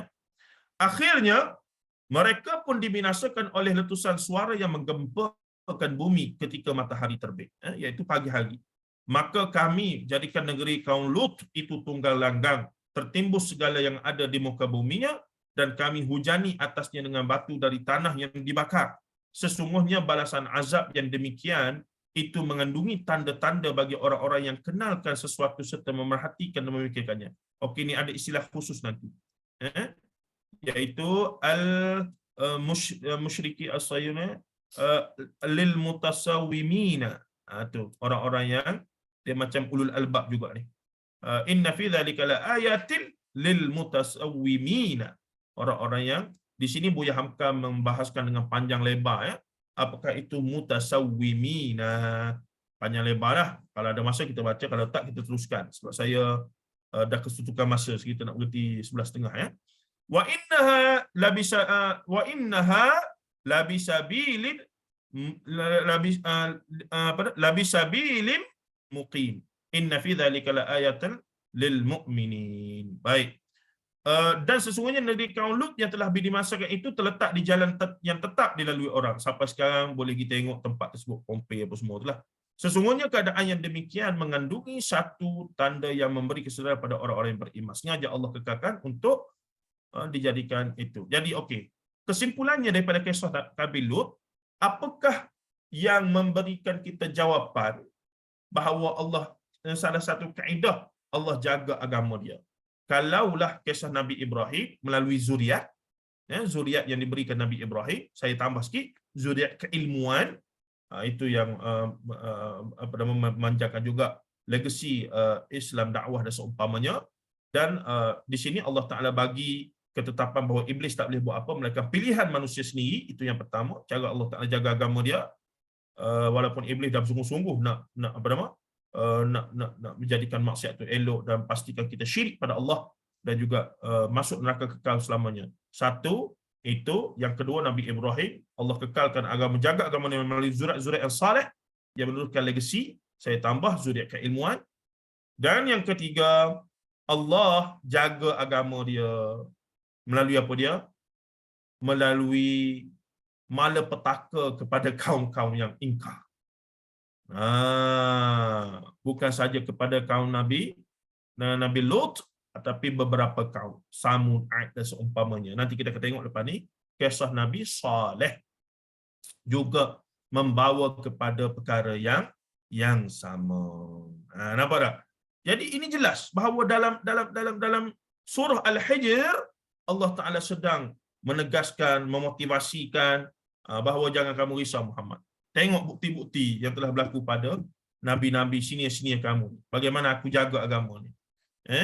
Aku telah letakkan, ketika iblis kata nak sesatkan manusia, maka dia tak boleh buat apa-apa. Melainkan orang, manusia tu pilih sendiri nak syirik pada aku, nak buat maksiat pada aku. Maka barulah dia dikira sebagai ikut iblis. Kalau dia tak nak ikut, dia buat pilihan nak ikut aku, nak ikut syariat Islam apa semua, maka dia selamat. Gitu. Dia menjadi orang yang mukhlasin. Satu. Yang kedua, aku juga jaga agama ini melalui zuriat keturunan yang saleh dan seumpamanya. Dan yang ketiga, aku juga kata Allah kepada Nabi Muhammad melalui kisah ini, ibrahnya adalah aku telah menghancurkan kaum-kaum yang dahulu, dan barangkali daripada kisah-kisah inilah ya menyebabkan Rasulullah pernah berdoa kepada Allah Azza wa Jal supaya Allah tidak hancurkan umat baginda sallallahu alaihi wasallam. Nasib baiklah kita ya. Kalau tidak, habislah semua ya. Habislah kita semua. Nah, tapi di sana ada hadis Rasulullah naik mimbar pertama, mimbar kedua, mimbar ketiga, Rasulullah berhenti. Salah satu doa dalam hadis tersebut, kisah tersebut adalah Rasulullah mendoakan supaya umat baginda tidak dihancurkan sebagaimana umat-umat terdahulu. Saya positif kata ia adalah hasil daripada maklumat-maklumat yang Allah Ta'ala bagi dalam wahyu inilah. Lagipun kisah ini kisah yang awal ketika zaman Makkah lagi. Tuan-tuan dan puan-puan rahimahullah Ta'ala. Itu yang ketiga, keempat tu. Yang ketiga, pertama tadi iblis, yang kedua Ibrahim, zuriat, yang ketiga adalah menghancurkan seluruh kaum tersebut. Dan bukan satu kaum saja, termasuklah kaum Nabi Syuaib alaihissalam yang tidak banyak diceritakan dalam Quran. Wa in kana ashabul aikah la zalimin, mereka itu zalim, fantaqamna minhum wa innahuma labi imamin mubin wa laqad kazzaba ashabul hijr hijril mursalin. Ini dah masuk cerita Nabi Saleh sebenarnya. Iaitu maka sebenarnya penduduk kampung, iaitu di tempat yang bernama Aikah, adalah orang-orang yang berlaku zalim. Maka kami membalas kezaliman mereka itu dengan azab yang membinasakan, dan sesungguhnya kedua-duanya itu terletak di jalan yang terang dan masih dilalui orang. Maksudnya sampai hari ini kesannya masih ada, ya. Kaum Nabi Syuaib, tadi kaum Nabi Hud, mana kaum Nabi apa nama Nabi Lut alaihi salam. Ini pula kaum Nabi Syuaib alaihi salam. Sama, wipe out, zero langsung, kosong. Tidak tinggal sisa dah. Tapi kesannya masih ada, supaya menjadi pengajaran kepada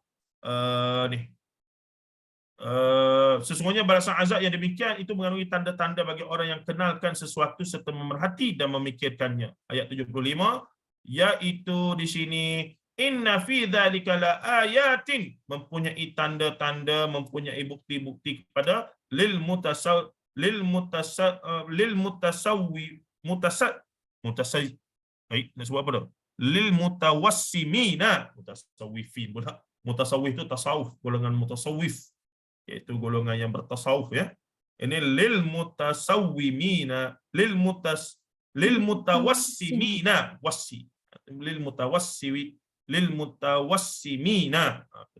Baik. Okey, kita pergi ke bahagian yang agak akhir juga, di hujung-hujung ni. Walaqad kazzaba ashabul hijril mursalin wa atainahum ayatina fakanu anha mu'ridin wa kanu yanhituna minal jibali buyutan aminin fa akhadhathum as-sayhatu musbihin fama aghna anhum ma kanu yaksibun. Maksudnya, dan demi sesungguhnya penduduk Al-Hijr, apa dia tak dihajar? Batu besar ataupun gunung besar. Kerana, dan ia dinamakan sebagai tempat tidurnya kaum Nabi Saleh alaihi salam. Kaum Nabi Saleh alaihi salam ini. Dia duduk sini. Jadinya dia telah mendustakan Rasul-Rasul. Maksudnya bukan seorang saja, ada Rasul yang telah termasuk Nabi Saleh alaihi salam. Dan kami telah berikan kepada mereka tanda-tanda yang membuktikan kebenaran agama dan Rasul kami. Tanda yang pertama, pengutusan ataupun alam ini sebagai ayat kauniyah, dan juga kepakaran kehebatan mereka dalam menempa gunung dan seumpama itu adalah bukti kekuasaan Allah Ta'ala. Dan juga diutuskan Rasul-Rasul sebagai penegak hujah dan penyampai dakwah kepada mereka, ya. Kemudiannya, meskipun demikian, dan mereka memahat sebahagian dari gunung-gunung sebagai tempat tinggal dengan keadaan aman dari sesuatu bahaya luar biasa. Ini teknologi apa mereka pakai ni? Teknologi dan kepakaran yang cukup luar biasa lah. Yang hari ni pun manusia tak boleh nak buat secara ni, ataupun tak buatlah, kita buat rumah macam ni lah, kan. Ada. Tapi nak kata zaman tu ni dahsyat sangat lah. Kalau orang lain datang tengok, luar biasa. Lepas tu kita tengok kesan-kesan yang masih ada di Jordan, ya. Dipanggil apa? Petra itu. Luar biasa. Tengok dia punya pintu gerbang pun kita tak boleh bayang bagaimana dulu satu bandar tu semua batu daripada gunung-gunung tu. Maksudnya boleh masuk dalam. Oi, luar biasa. Dahsyat sangat kepakaran mereka tu. Baik. Meskipun demikian, kata Allah Azza wa Jal, apa dia? Ayat 83, fa'akhadhathumus sayhatu musbihin. Meskipun demikian, mereka dibinasakan juga oleh letusan suara yang menggemparkan pada bumi waktu pagi, juga pada waktu pagi, waktu pagi. Sebab apa waktu pagi ni? Biasa orang yang buat maksiat, minum, mabuk, arak apa semua ni, dia tak bangun pagi lah, dia tidur lagi lah. Jadi bila azab mari tu dalam keadaan yang begitu mengejutkan, bila mari tu tak ada buat apa, selesai semua. Maka apa yang mereka telah usahakan itu tidak dapat menolong mereka sedikit pun. Hebatlah macam mana pun sumbangan dan teknologi mereka, kepakaran mereka tidak dapat membantu lagi bila azab Allah datang. Jadi ini cara Allah jaga agama dia. Nampak kaum tu berat sangat, zalim sangat, maksiat banyak sangat, okey, wipe up. Itu kaedah Allah Ta'ala jaga agama untuk kaum-kaum terdahulu. Termasuklah penduduk Haikah, golongan Hijr ataupun Thamud oleh Nabi Saleh. Begitu jugalah oleh penduduk Aikah ini, iaitu kaum Nabi Syuaib Begitulah juga kaum Nabi Lut alaihi salam di sini, dan seumpamanya. Dan akhir sekali barulah datang kepada realiti balik kisah Nabi Muhammad sallallahu alaihi wasallam di Mekah ketika itu, yang di awal ayat pun sudah dibentangkan beberapa ancaman dan juga tekanan yang dilalui oleh Nabi Muhammad sallallahu alaihi wasallam. Makanya di sini Allah menyebutkan tentang wa ma khalaqnas samawati wal ardi wa ma bainahuma illa bil haqqi wa inna as-sa'ata la'atiyatun fasfahi safhal jamil, dan seumpamanya. Ini tak ada kaitan sangat tapi lebih kepada penegasan inna rabbaka huwal khallaqul alim wa laqad ataina kasab'an minal mathani wal qur'anil azim. Ini bermula daripada sini bermula daripada ayat 87, iaitu walaqad atainaka sab'an minal mathani wal qur'anil azim. Allah Taala kata, dan kami beri kepada kamu sab'an minal mathani, iaitu 7 ayat yang diulang-ulang. Apa dia ni? Suratul Fatihah. 7 ayat yang diulang suratul Fatihah. Maksudnya pada masa ini surah Fatihah sudah diturunkan. Wal qur'anil azim, dan Quran keseluruhannya yang maha agung itu. Maka la tamuddanna ainaika ila ma matta'na bihi azwajan minhum wa la tahzan alaihim wakhfid janahaka lil mu'minin. Ayat 88, Allah menyatakan bahawa pada janganlah engkau menunjukkan pandanganmu serta menaruh hati kepada nikmat kesenangan yang kami, yakni Allah, bagikan kepada beberapa golongan di antara mereka, iaitu golongan kafir, kerana golongan Rasulullah adalah mustad'afin, yang lemah, yang tak ada harta, duit tak banyak. Belum lagi ada ramai orang kaya bersama Rasulullah. Jadi ketika itu orang kafir kelihatan berkuasa, ada harta yang banyak, perdagangan bagus. Jadi Allah menasihati Nabi Muhammad SAW. Janganlah kamu duk tengok menunjukkan pandangan, maksudnya kamu duk tengok dalam keadaan tak puas hati lah, gitu ya.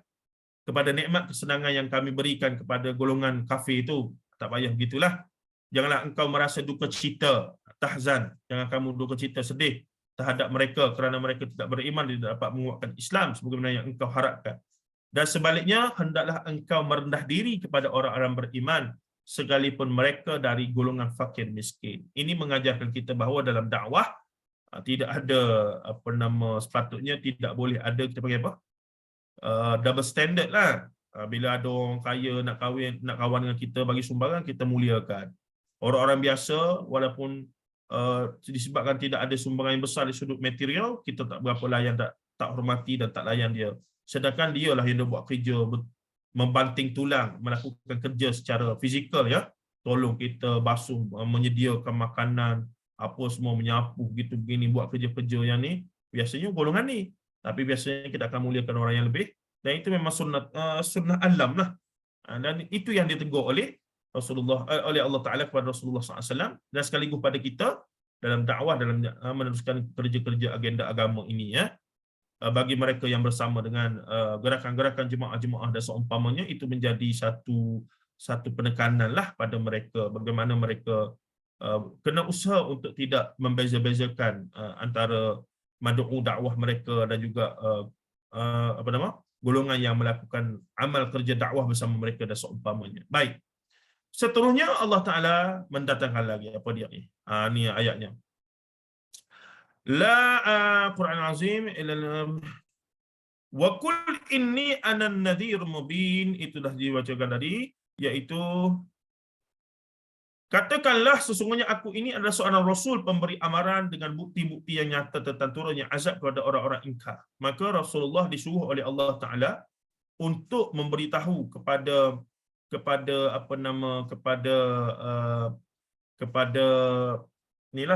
kaum dia bahawa dia adalah pemberi amaran dan bukti-bukti kaum-kaum terdahulu yang ingkar kepada Allah Ta'ala, dan akhirnya apa? Kepada kafir Quraisy. Kemudian As-Sab'ul Mathani tadi kita baca dah, iaitu kepada mereka menjadikan Al-Quran terbagi pada bahagian, dan juga golongan yang menjadikan Quran terbahagi ini adalah golongan yang sama dengan Yahudi Nasara, beriman separuh, kafir separuh pun tak nak juga. Demi Tuhanmu kami akan menyoal mereka yang kafir itu semua pada hari kiamat, mengenai apa yang mereka telah lakukan. Oleh itu, ni benda yang orang kafir Quraisy tak boleh terima, ya. Oleh itu sampaikanlah secara berterus terang apa yang diperintahkan kepadamu, hai Muhammad, jangan engkau hirangkan bantahan dan tentang kaum kafir musyrik itu, kafir Quraisy. Kamu cerita apa yang sampai pada kamu Quran, wahyu aku ni kamu cerita belakang. Ni kisah-kisah kaum-kaum dulu ni kamu cerita belakang, jangan tak cerita. Hiraukan mereka. Nanti mereka tu aku akan deal sendiri di akhirat kelak dengan mereka itu. Jadi penegasan Allah Taala, sesungguhnya kami tetap memelihara dan mengawalmu dari kejahatan orang-orang yang mengejek-ngejek dan mempersendakan kamu. Ini cara Allah akhirnya secara jelas menegaskan pada Muhammad, ya Muhammad, soalannya, janganlah kamu risau sangat, kamu buat kerja kamu, kafir Quraisy aku akan deal dengan mereka, sepanjang kamu berdakwah, aku akan, sesungguhnya, inna kafainakal mustahzi'in, sesungguhnya kami akan jaga kamu dan mengawal kamu daripada kejahatan tu orang-orang yang al-mustahza'in, orang-orang yang mengejek-ngejek, mempersendakan kamu apa semua. Jangan risau. Kami tetap akan pelihara dan jaga kamu. Ini penegasan Allah kepada Nabi Muhammad tentang bagaimana dia nak jaga agama ini, itu dengan jaga Nabi Muhammad sallallahu alaihi wasallam, dan Allah akan uruskan kafir Quraisy, golongan yang menentang itu di bumi, di atas dunia ni, bahkan di akhirat kelak. Itu khusus untuk Nabi Muhammad. Untuk Nabi Muhammad tak risau dan tidak gundah gulana dan tidak lagi duka cita tadi dan seumpamanya dalam ajar dakwah. Kenapa? Tu dulu. Kalau kamu, soalannya Allah Taala, kalau kamu nak aku hancurkan macam umat-umat dulu pun boleh. Bagaimana Rasulullah experience malaikat datang bagi tawaran untuk nak hempap dua gunung ataupun gunung ke atas penduduk apa dia? Penduduk Taif ya. Pada masa itu ya. Jelas. Tapi itulah Rasulullah ni bukan macam mana? Rasulullah ni pertama, Rasulullah bukan nabi-nabi dan rasul yang terdahululah. Yang setengahnya macam Nabi Nuh. Nabi Nuh alaihissalam buat silap apabila dia minta daripada Allah untuk Allah hancurkan kaum dia bila dia fras dakwah hampir 1000 tahun itu. Dan itu dibangkitkan di akhirat kelak. Dia kata nafsi itu. Tentang syafa'atul uzma, hadis tentang syafa'atul uzma ya. Kita baca lah ni. Tapi Rasulullah tak begitu masalahnya. Rasulullah pula berdoa untuk pastikan Allah tidak mengazab ataupun mendatangkan azab sebagaimana kaum-kaum dahulu kepada kaum baginda sallallahu alaihi wasallam. Allahu akbar. Beruntungnya kita ada dan menjadi umat yang namanya Nabi Muhammad sallallahu alaihi wasallam. Itu perlu kita hargai dan betul-betul appreciate lah. Sebab tu bila kita tadabbur ayat-ayat begini ya, walaupun ni secara ringkas saya pun tak pergi dalam dengan bahasa Arab yang terbatas, tapi kita pergi satu-satu tu pun kita dah rasa dah wow. Lain macam surah Al-Hijr. Begitu ya. Itu belum lagi surah-surah lain. Maksudnya setiap surah mesti ada perspektif, kelebihan dan juga sebab tu bila Ustaz Fatimah minta saya ni, memang saya terima lah. Saya terpaksa membaca dan menganalisis dengan lebih dalam dan terbuka ya. Dan ini membantu saya lah, sangat membantu saya sendiri. Dan akhir sekali, kemuncaknya penutup sebagaimana disebut tadi, pada ayat 97-99 Allah telah menjelaskan tentang penawar kegelisahan. Kerana Rasulullah dalam kegelisahan, kesedihan, susah hati, bagaimana dakwah dia ni, bagaimana nak kembangkan Islam, pengikut-pengikut baginda yang diseksa, kebanyakannya ada mustad'afin yang lemah, tidak ada orang yang kuat apa semua, dan seumpamanya. Dan dikurniakan keyakinan untuk sabat, untuk istiqamah, dan seumpamanya. Baik, di sini ada dua lah. Allah menyuruh pertama memperbanyakkan tasbih muji Allah dan juga bersujud dalam beribadah kepadanya. Sujud of course adalah sangat relatif dengan solat. Sebelum solat diterima, ketika Rasulullah naik ke Sidratul Muntaha, Rasulullah telah solat dengan syariat yang tersisa lah. Sebab tu bila Rasulullah sujud di Masjidil Haram, dalam Masjidil Haram, sebelum dia naik Isra Mi'raj lagi, kafir Quraisy telah datang letak tembuni ataupun perut unta di atas belakang Rasulullah SAW, dan Rasulullah tak bangkit buat berapa lama, sehinggalah Fatimah datang. Fatimah datang untuk alihkan dan marah kafir-kafir Quraisy tu. Punya Fatimah sayang pada ayah dia dan backup ayah dia, sehingga Fatimah digelar sehingga Rasulullah digelar sebagai apa nama, anak kepada, mana ada gelaran dia tu, Ustaz Fatimah ingat tak? Anak kepada ayah dia, macam mana? Maksudnya menggambarkan Fatimah ni macam Fatimah ni macam ayah, ada mak pula pada Nabi Muhammad SAW. Begitulah. Punyalah dia jaga ayah dia tu, punya sayang sangat sampai tahap tu. Dan dia bersama nak. Jadi Rasulullah SAW, walaupun ujiannya dahsyat gitu begini, paling tidak anak-anak Rasulullah dan sepupu-sepupu ramai, sepupu baginda dan juga pakcik-pakcik baginda, sebahagian besar bersama dengan dakwah baginda. Walaupun dia sedih Abu Talib akhirnya tak bersama, walaupun sangat membantu dan sangat backup, dan orang kafir Quraisy tak boleh buat apa. Ketika Abu Talib hidup, kafir Quraisy tak boleh buat apa-apa pada Nabi Muhammad. Soalnya Abu Talib bagi tahu apa dia? Muhammad anak saudara aku, kamu tak puas hati ke apa yang dia buat, jangan buat apa-apa pada dia. Dia tetap anak saudara aku. Tu ya. Pakcik dia ni gedeber lah. Abu Talib ni penerus legasi kepada Abdul Muttalib. Jadi pakcik-pakcik lain yang marah apa semua pun tak boleh buat apa. Sebab Muhammad ni macam anak aku dah, aku bela dia. Jangan buat apa-apa pada dia. Kamu tak puas hati ke apa kan, dia tetap anak saudara aku, jangan buat apa.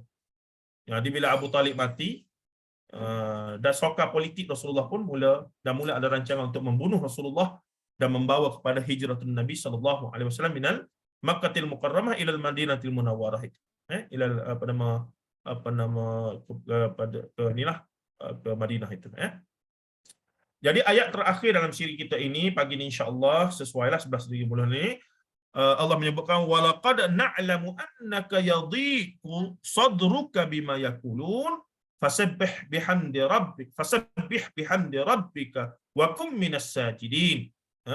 Fasabbih bihamdi rabbika, banyakkan tasbih pada Allah, dan juga banyakkan jadikanlah kamu orang yang sujud, itu banyakkan solat hajat ke, solat taubat ke, banyak solat lah, solat sunat of course, dan seumpamanya, kerana itulah sumber kekuatan dan ketenangan, menghilangkan sadruka bima yaqulun walaqad na'lamu annaka yadhiqu sadruka, menghilangkan resah dalam hati, dalam dada apa semua ni adalah dengan memuji Allah banyak-banyak apa semua dia. Of course antara yang terbaik adalah baca Quran lah.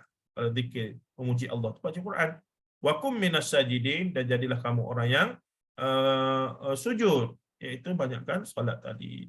Wa'bud rabbaka hatta ya'tiyakal yaqin, maka dengan itulah Allah akan wa'bud rabbaka hatta ya'tiyakal yaqin, dan sembahlah Tuhanmu sehingga datang kepadamu perkara yang tetap, yakni keyakinan yang luar biasa.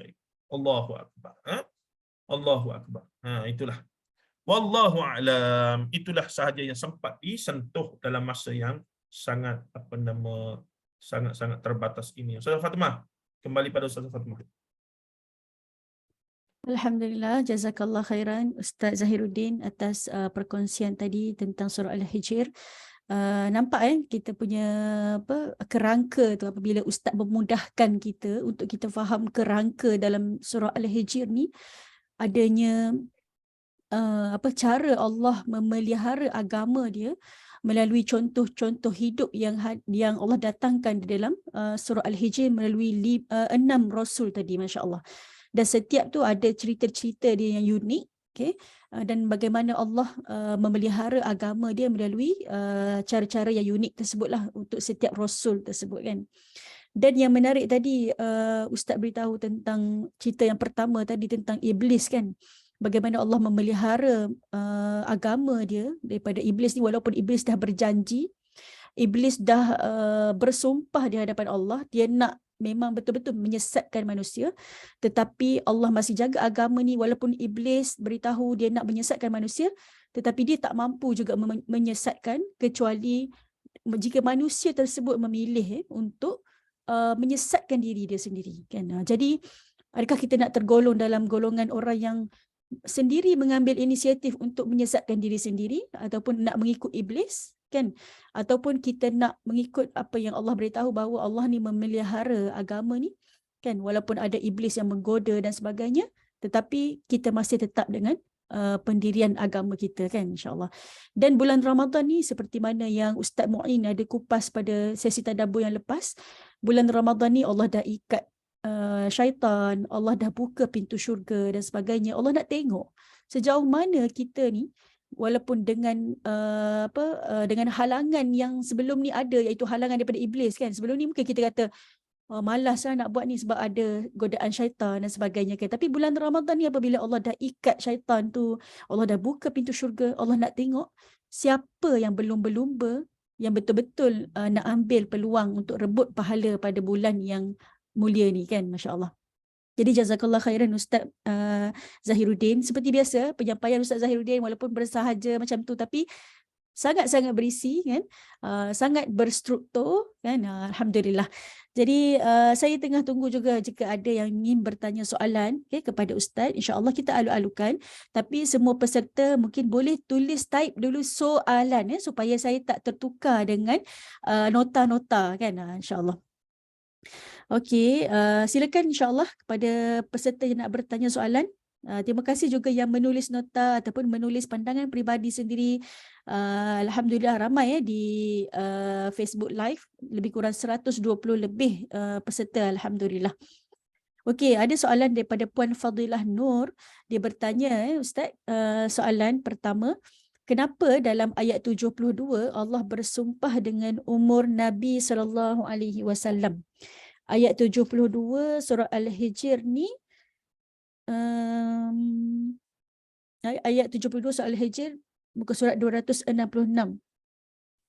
Puan Fadilah masukkan ayat surah Al-Hijr kan, ayat 72.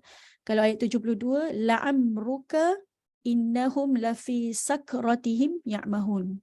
Mungkin Ustaz ada respon mungkin? Baik, secara umum lafaz qasam ataupun lafaz sumpah, Allah Azza wa Jalla akan bersumpah dengan nama dia sendiri, dengan zatnya yang maha agung, dan dengan makhluk-makhluknya yang maksudnya macam mana nak bagi tahu, dengan contohnya masa lah, wal asri innal insana lafi khusr, dan pelbagai lagi lafaz qasam bermula dengan waw itu, Allah akan bersumpah dengan makhluk-makhluknya yang maksud macam mana nak bagi tahu Ustaz Farma, yang luar biasa, yang tak mungkin orang lain boleh cipta ataupun tiru, begitulah. Saya pun tak ingat dia punya kita katakan kelebihan ataupun asbab al-qasam itu.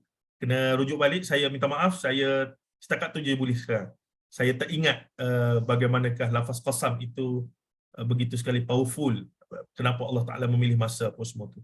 Tapi ada sebabnya yang luar biasa, kenapa Allah memilih waktu ataupun masa dan makhluk tertentu sebagai lafaz sumpah Allah Azza wa Jalla, selain daripada nama-nama ataupun zatnya yang maha agung. Wallahu a'lam. Alhamdulillah, jazakallah khairan Ustaz.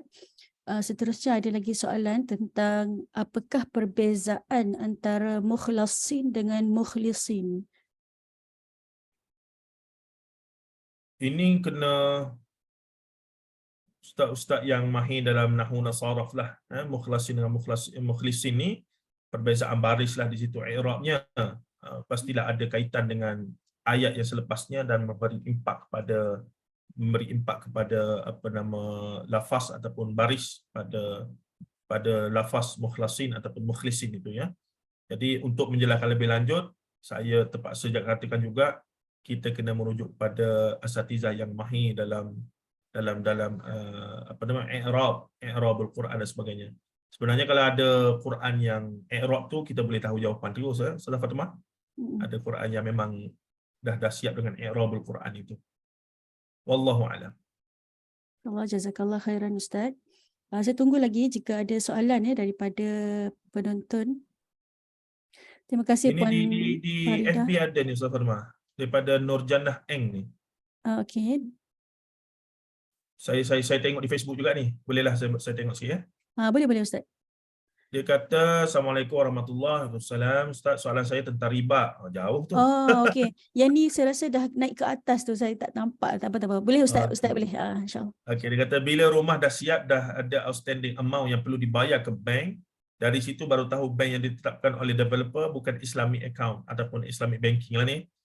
Adakah ini termasuk sendiri yang pilih disesatkan oleh iblis? Sedih dia ni. Bagaimana nak sucikan harta dalam keadaan ini? Baik, jawapan saya, dan saya banyak, bukan banyak lah, ada experience juga kawan-kawan yang lalui hal yang sama ya. Kalau dari awal kita tak tahu, semoga Allah Ta'ala ampunkan. Itu yang kalau tanya Dr. Zahruddin Abdul Rahman pun macam itulah. Tapi sebenarnya ada kecuaian lah sikit pada kita tu, bahawa sepatutnya kita dari awal, macam kami saya, isteri apa semua, memang setiap kali nak beli kereta rumah, kita terus terang kami nak Islamic banking, tak nak yang konvensional. Jadi pihak developer ataupun pihak seller ataupun salesman kita tu akan kena usahakan supaya dapatkan loan tersebut. Tapi kalau kata dah berlaku lah, dalam kes saudara Nurjanah ni mungkin dah berlaku dan baru dia tahu, kemudian ada seumpamanya, maka kena ada usaha lah nak dapat tidak, sebab dah tahu, maka ada taklif, ada tanggungjawab untuk ubah kepada yang Islamic banking. Walaupun nanti kita boleh pilih lah Islamic banking yang the best punya produk. Jadi di sini nak dapat tidak kena ada usaha, dan kalau kata sekarang tak boleh, pada kadar yang tertentu, macam kami tempoh hari pun setelah 5 tahun lebih kami ada buat refinance lah ya. Wallahu alam, mungkin itu salah satu usaha daripada puan, suami dan keluarga, iaitu refinance balik dan juga minta bank untuk masa saat refinance itu guna Islamic banking ya. Semacam KWSP. Dulu tak ada Islamic account, sekarang ni dah ada. Maka wajib atas kita orang Islam supaya pindah. Ada usaha untuk pindah. Walaupun akaun tu sangat limited dan juga dah penuh katanya, tapi kita boleh buat permohonan sehingga ia diluluskan KWSP kita ya. Jadi kalau kita biarkan, maksudnya kita bersikap tidak ada masalah, benda sama saja. Yang lama ke yang baru ke sama saja. Itu memang kita sengaja pilih untuk taat kepada syaitan lah, ataupun untuk bermaksiat kepada Allah Ta'ala. Wallahu a'lam.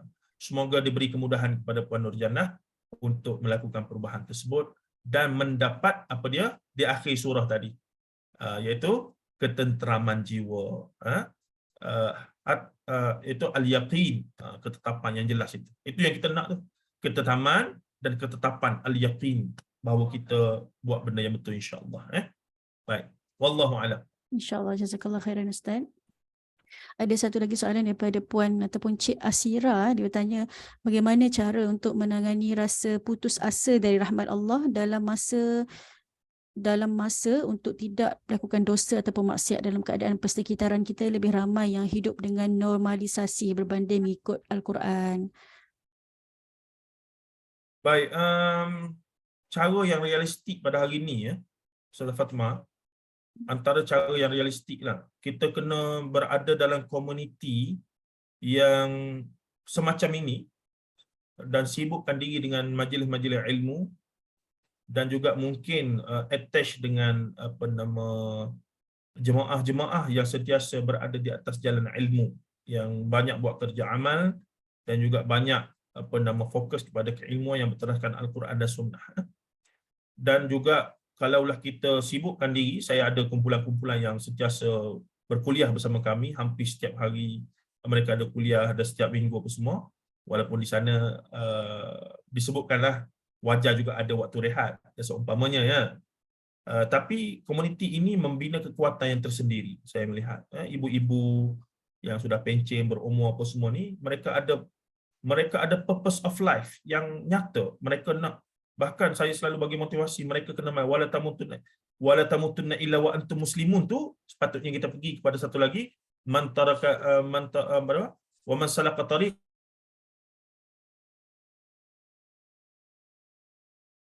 satu jalan proses untuk menuntut ilmu, maka Allah akan permudahkan jalannya untuk ke syurga. Maka pastikan diri kita mati sebagai seorang tullabul ilm, iaitu pelajar ilmu. Dan ilmu di sini maksudnya adalah ilmu faham Al-Quran dan ilmu faham As-Sunnah Nabi SAW. Jadi pada saya, untuk mengubati healing lah. Hari ni bahasa orang sekarang dipanggil healing, banyak buku ditulis tentang healing semua. Tapi hakikatnya healing yang terbaik adalah bila kita intimate dengan apa dia, wahyu Allah Azza wa Jal, dan juga wahyu Allah melalui Rasulullah sallallahu alaihi wasallam. Pada saya antara realistiknya adalah puan kena banyakkan attach program macam ni, cari komuniti yang banyak memfokuskan perbincangan pada Quran dan Sunnah yang benarlah, betul-betul kembali pada Quran dan Sunnah. Kita tak nak dah yang ustaz kita kata semata-mata. Kita nak ustaz kita kata berdasarkan Al-Quran ataupun yang diambil daripada Quran, hadis dan tafsir ulama muktabar ahli sunnah wal jamaah. Itu insya-Allah saya yakin pembinaan jati diri dan juga jiwa kita akan menjadi lebih lancar, dan akhirnya kita mendapat satu purpose of life yang nyata. Bahkan nanti kita tengok sekeliling kita yang kita frust tadi, kita rasa dah keluar pada rahmat Allah itu sebagai ujian yang Allah Ta'ala nak kuatkan diri kita sebagaimana para Nabi dan Rasul yang lain. Dan juga itulah kita akan banyak belajar daripada kisah-kisah para Nabi dan Rasul untuk memperkuatkan jiwa kita. Wallahu a'lam. Salah firman. Okay, jazakallah khairan Ustaz. Ada lagi soalan tentang loan dan sebagainya ni daripada Puan Zahra ni. Dia tanya daripada 40 tahun lepas lagi pernah ambil loan dan macam mana masa tu tak tahu kan.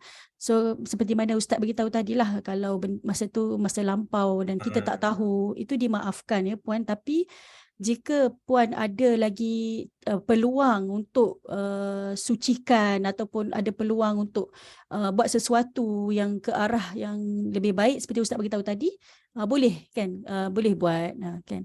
Itulah mungkin ataupun Ustaz nak tambah lagi ke? Okey, betul tu, setujulah. Kalau dulu-dulu tak ada masalah. Dan janganlah la taqnatu min rahmatillah. Janganlah dosa lampau itu menyebabkan kita jadi frust untuk mengejar rahmat Allah di masa depan. Janganlah kita terlalu stres. Bayangkan lelaki yang bunuh 99 orang pun akhirnya Allah Ta'ala akhirkan dia ke syurga. La taqnatu min rahmatillah. Tapi janganlah take it for granted. Tak bolehlah. Ini kena al-khawf war raja. Kena takut, kena risau. Tapi dalam masa sama mengharapkan rahmat Allah, mendapatkan rahmat Allah itu. Makanya hadis-hadis berkaitan dengan contoh pembunuh 99 orang ataupun seorang wanita pelacur yang bagi minum seekor anjing guna kasut dia, ada pelbagai riwayat lelaki dan wanita.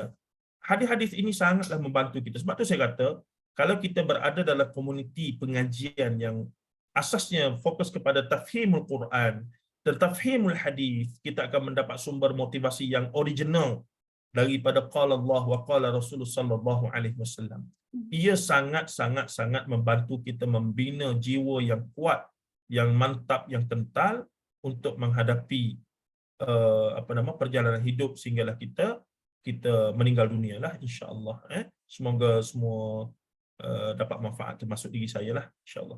InsyaAllah. Okay. Terima kasih banyak Ustaz. Banyak kita dapat ilmu pada hari ini. Alhamdulillah. Syukur kepada Allah. Dan kepada semua peserta, diminta semua untuk daftarlah secara rasmi untuk program kita My Tadabbur Time ni. Sebab nanti kita akan ada lagi 5 siri lagi, insya-Allah. Ini siri keempat. Kita ada 5 siri lagi My Tadabbur Time ni. Jadi kalau siapa yang mendaftar, insya-Allah kami akan berikan notifikasi lah setiap kali sebelum mula kelas, insya-Allah. Dan nota pun kami ada share di grup peserta. Okay? Jadi kepada semua yang belum daftar, yang sedang berada di live ni, yang belum daftar My Tadabbur Time, boleh daftar di link yang kami dah sediakan. Kalau yang dah daftar, tak perlu daftar lagi, kan? So untuk dan sesi kali ini juga kita nak perkenalkan juga kepada tentang tafsir Hamka, tentang tafsir Hamka. Kalau siapa yang dah rujuk tafsir Hamka sebelum ni, dia akan tahulah macam mana rupanya tafsir Hamka ni kan. So tafsir Hamka ni, yang ni terbitan PTS. Yang berita baiknya kepada semua, PTS sedang buat promosi untuk penghabisan stok yang stok lama ni. Sebab mungkin dia akan terbitkan yang baru selepas ada kelulusan dan sebagainya. Tapi sekarang ni ada promosi penghabisan stok. Sebelum ni harga 25. So kalau peserta beli hari ni, satu biji buku ni harga RM20. Okey, kalau siapa yang nak beli secara full set pun boleh, kalau nak beli secara loose pun boleh, insya-Allah. Link pun ada kami sediakan di ruangan komen. Ni gambar full set tafsir Hamka. So Ustaz Zahiruddin pun mungkin ada versi lama Ustaz yang Ustaz rujuk. Saya ada 4 versi semua. Masya Allah, banyak Ustaz ada. Alhamdulillah. Saya pun ada versi ni Ustaz. Alhamdulillah. Ni pun sebenarnya beli sikit-sikit Ustaz. Waktu dulu beli sikit-sikit masa belajar dulu. Lepas tu sekarang kahwin ada 2 orang anak. Barulah lengkap 30 ni. Alhamdulillah kan. Kita beli sikit-sikit RM20, RM20. Ada duit sikit, tambah sikit. Kan. Alhamdulillah. So para peserta boleh dapatkan insya-Allah. Sangat membantu. Dan bahasa Melayu bukan bahasa Indonesia. Bahasa Melayu terbitan PTS. InsyaAllah membantulah kita nak tadabbur pada waktu Ramadan ni kan. InsyaAllah. Kalau kita hari ni kita dah juzuk 14 kan. Juzuk 14. So kita ada lagi separuh lagi juzuk. Kalau kita dapatkan insyaAllah kita boleh tahu tentang tafsir Yasin nanti. Juzuk Amma, Al-Mulk, Al-Kahfi dan sebagainya insyaAllah. Dan ni rupa ni rupa tafsir Hamka. Rupa muka surat depan dia lah. Yang terbitan PTS yang sekarang lah. So PTS nak habiskan ni. Stok yang ada ni. So ni antara buku-buku lain Hamka seperti mana yang Ustaz sebut juga tadi, Hamka meninggalkan banyak khazanah ilmu, bukan sahaja buku tafsir tetapi buku-buku lain ni kan, antaranya Falsafah Syaitan. Yang ni pun menarik saya pun ada buku ni. Dan yang buku yang sebelah kiri sekali ni buku Dr. Rozaimi dan buku Ustaz Zahiruddin Zabidi tentang Tadabbur Hikmah Juz'u Amma. Ni pun pelajaran daripada tafsir Al-Azhar. Okay. So mudahlah untuk kita faham Juz' Amma ni kan. Dan yang paling kanan ni Hamka Pemata Tafsir. Ini ditulis oleh Dr. Muhammad Yusri Effendi tentang Hamka ni Pemata Tafsir Bumi Nusantara. Seterusnya ada lagi buku-buku lain, buku Lembaga Budi. Kalau kita perasan yang Lembaga Budi dan Falsafah Hidup ni PTS terbitkan semula dengan cover yang baru. Okay, cover yang baru, cover yang lebih menarik kan, layout dan sebagainya lebih menarik supaya boleh menarik minat lagi lah kita nak baca karya-karya Hamka ni. Dia dah meninggal lama dah. Tapi sampai hari ni kita masih lagi mengambil mutiara-mutiara hikmat daripada karya-karya Hamka. Dan Hamka ni yang menariknya, dia juga sastrawan lah kan Ustaz kan. Macam seorang ahli sastrawan, dia menulis juga novel-novel. Buku fiksyen dia pun ada. Antaranya Di Bawah Lindungan Kaabah kan. Tuan Director, Tenggelamnya Kapal Van der Wijk kan. So Masya Allah sangat kaya khazanah-khazanah yang ditinggalkan oleh Hamka. Ni pun antara buku yang barulah yang PTS terbitkan dengan cover yang baru. Lembaga Hidup, Lembaga Hikmat dan Peribadi. Peribadi ni pun antara yang baguslah untuk dibaca Masya Allah. So itu saja daripada kami. Kami mohon maaf di atas salah dan silap. Ada beza ke versi lama dan versi baru? Setahu saya kandungan sama. Kandungan sama, cuma cover, layout dalam macam tu je berbeza. Jadi tak ada masalah kalau yang dah ada yang versi ni dia nak capital remaja-remaja semasa lah Ustaz Fatma. Betul. Membaca generasi baru. Jadi yang mak-mak tu yang lama-lama tak apalah, yang kalau nak bagi anak baca, jadi yang baru ni sesuai lah. Dia cover tu nampak apa? Cantik nampak kan? happy go lucky lah sikit. Betul, cover cantik kan. Kalau dah ada versi lama tak apa kan. InsyaAllah kita boleh, kalau nak bagi hadiah kepada anak-anak muda, insyaAllah cover yang baru tu insyaAllah membantu. Okay, jazakumullah khairan. InsyaAllah kita akan ada My Tadabburan next sesi nanti insyaAllah pada hari Sabtu ni, insyaAllah bersama Ustaz Abdul Muhaimin tentang tadabbur doa, insyaAllah tadabbur doa. Dan insyaAllah pada hari Ahad, insyaAllah bersama saya sendiri, insyaAllah saya cubalah insyaAllah untuk kupas tentang pendekatan pendidikan seksualiti dalam surah An-Nur. Kebetulan masa tu 18 Ramadan, kita akan tengok surah An-Nur lah insyaAllah. Doakan Allah mudahkanlah untuk saya prepare dengan baik insyaAllah. Doakan insyaAllah. Jazakumullah khairan kepada semua. Kalau para peserta, tuan-tuan puan-puan nak dapatkan, insyaAllah boleh dapatkan di link kami dah pin dekat komen tu, insyaAllah link buku-buku tafsir Hamka insyaAllah. Okay, jazakallah khairan Ustaz untuk hari ini atas masa yang diluangkan bersama kami. Alhamdulillah. Rasanya tak ada apa dah. Kami mohon maaf atas kekhilafan, kesilapan dan sebagainya sepanjang mengendalikan program ini. Jadi kita tutup kelas kita pada hari ini dengan Suratul As dan Tasbih Kafar. أشهد أن لا إله إلا أنت أستغفرك وأتوب إليك والعصر. وتواصوا بالحق وتواصوا بالصبر. Okay, Assalamualaikum warahmatullahi wabarakatuh. Jazakallah khairan, Ustaz. Waalaikumsalam warahmatullahi wabarakatuh. Terima kasih semua. Sama. Jazakumullah khairan.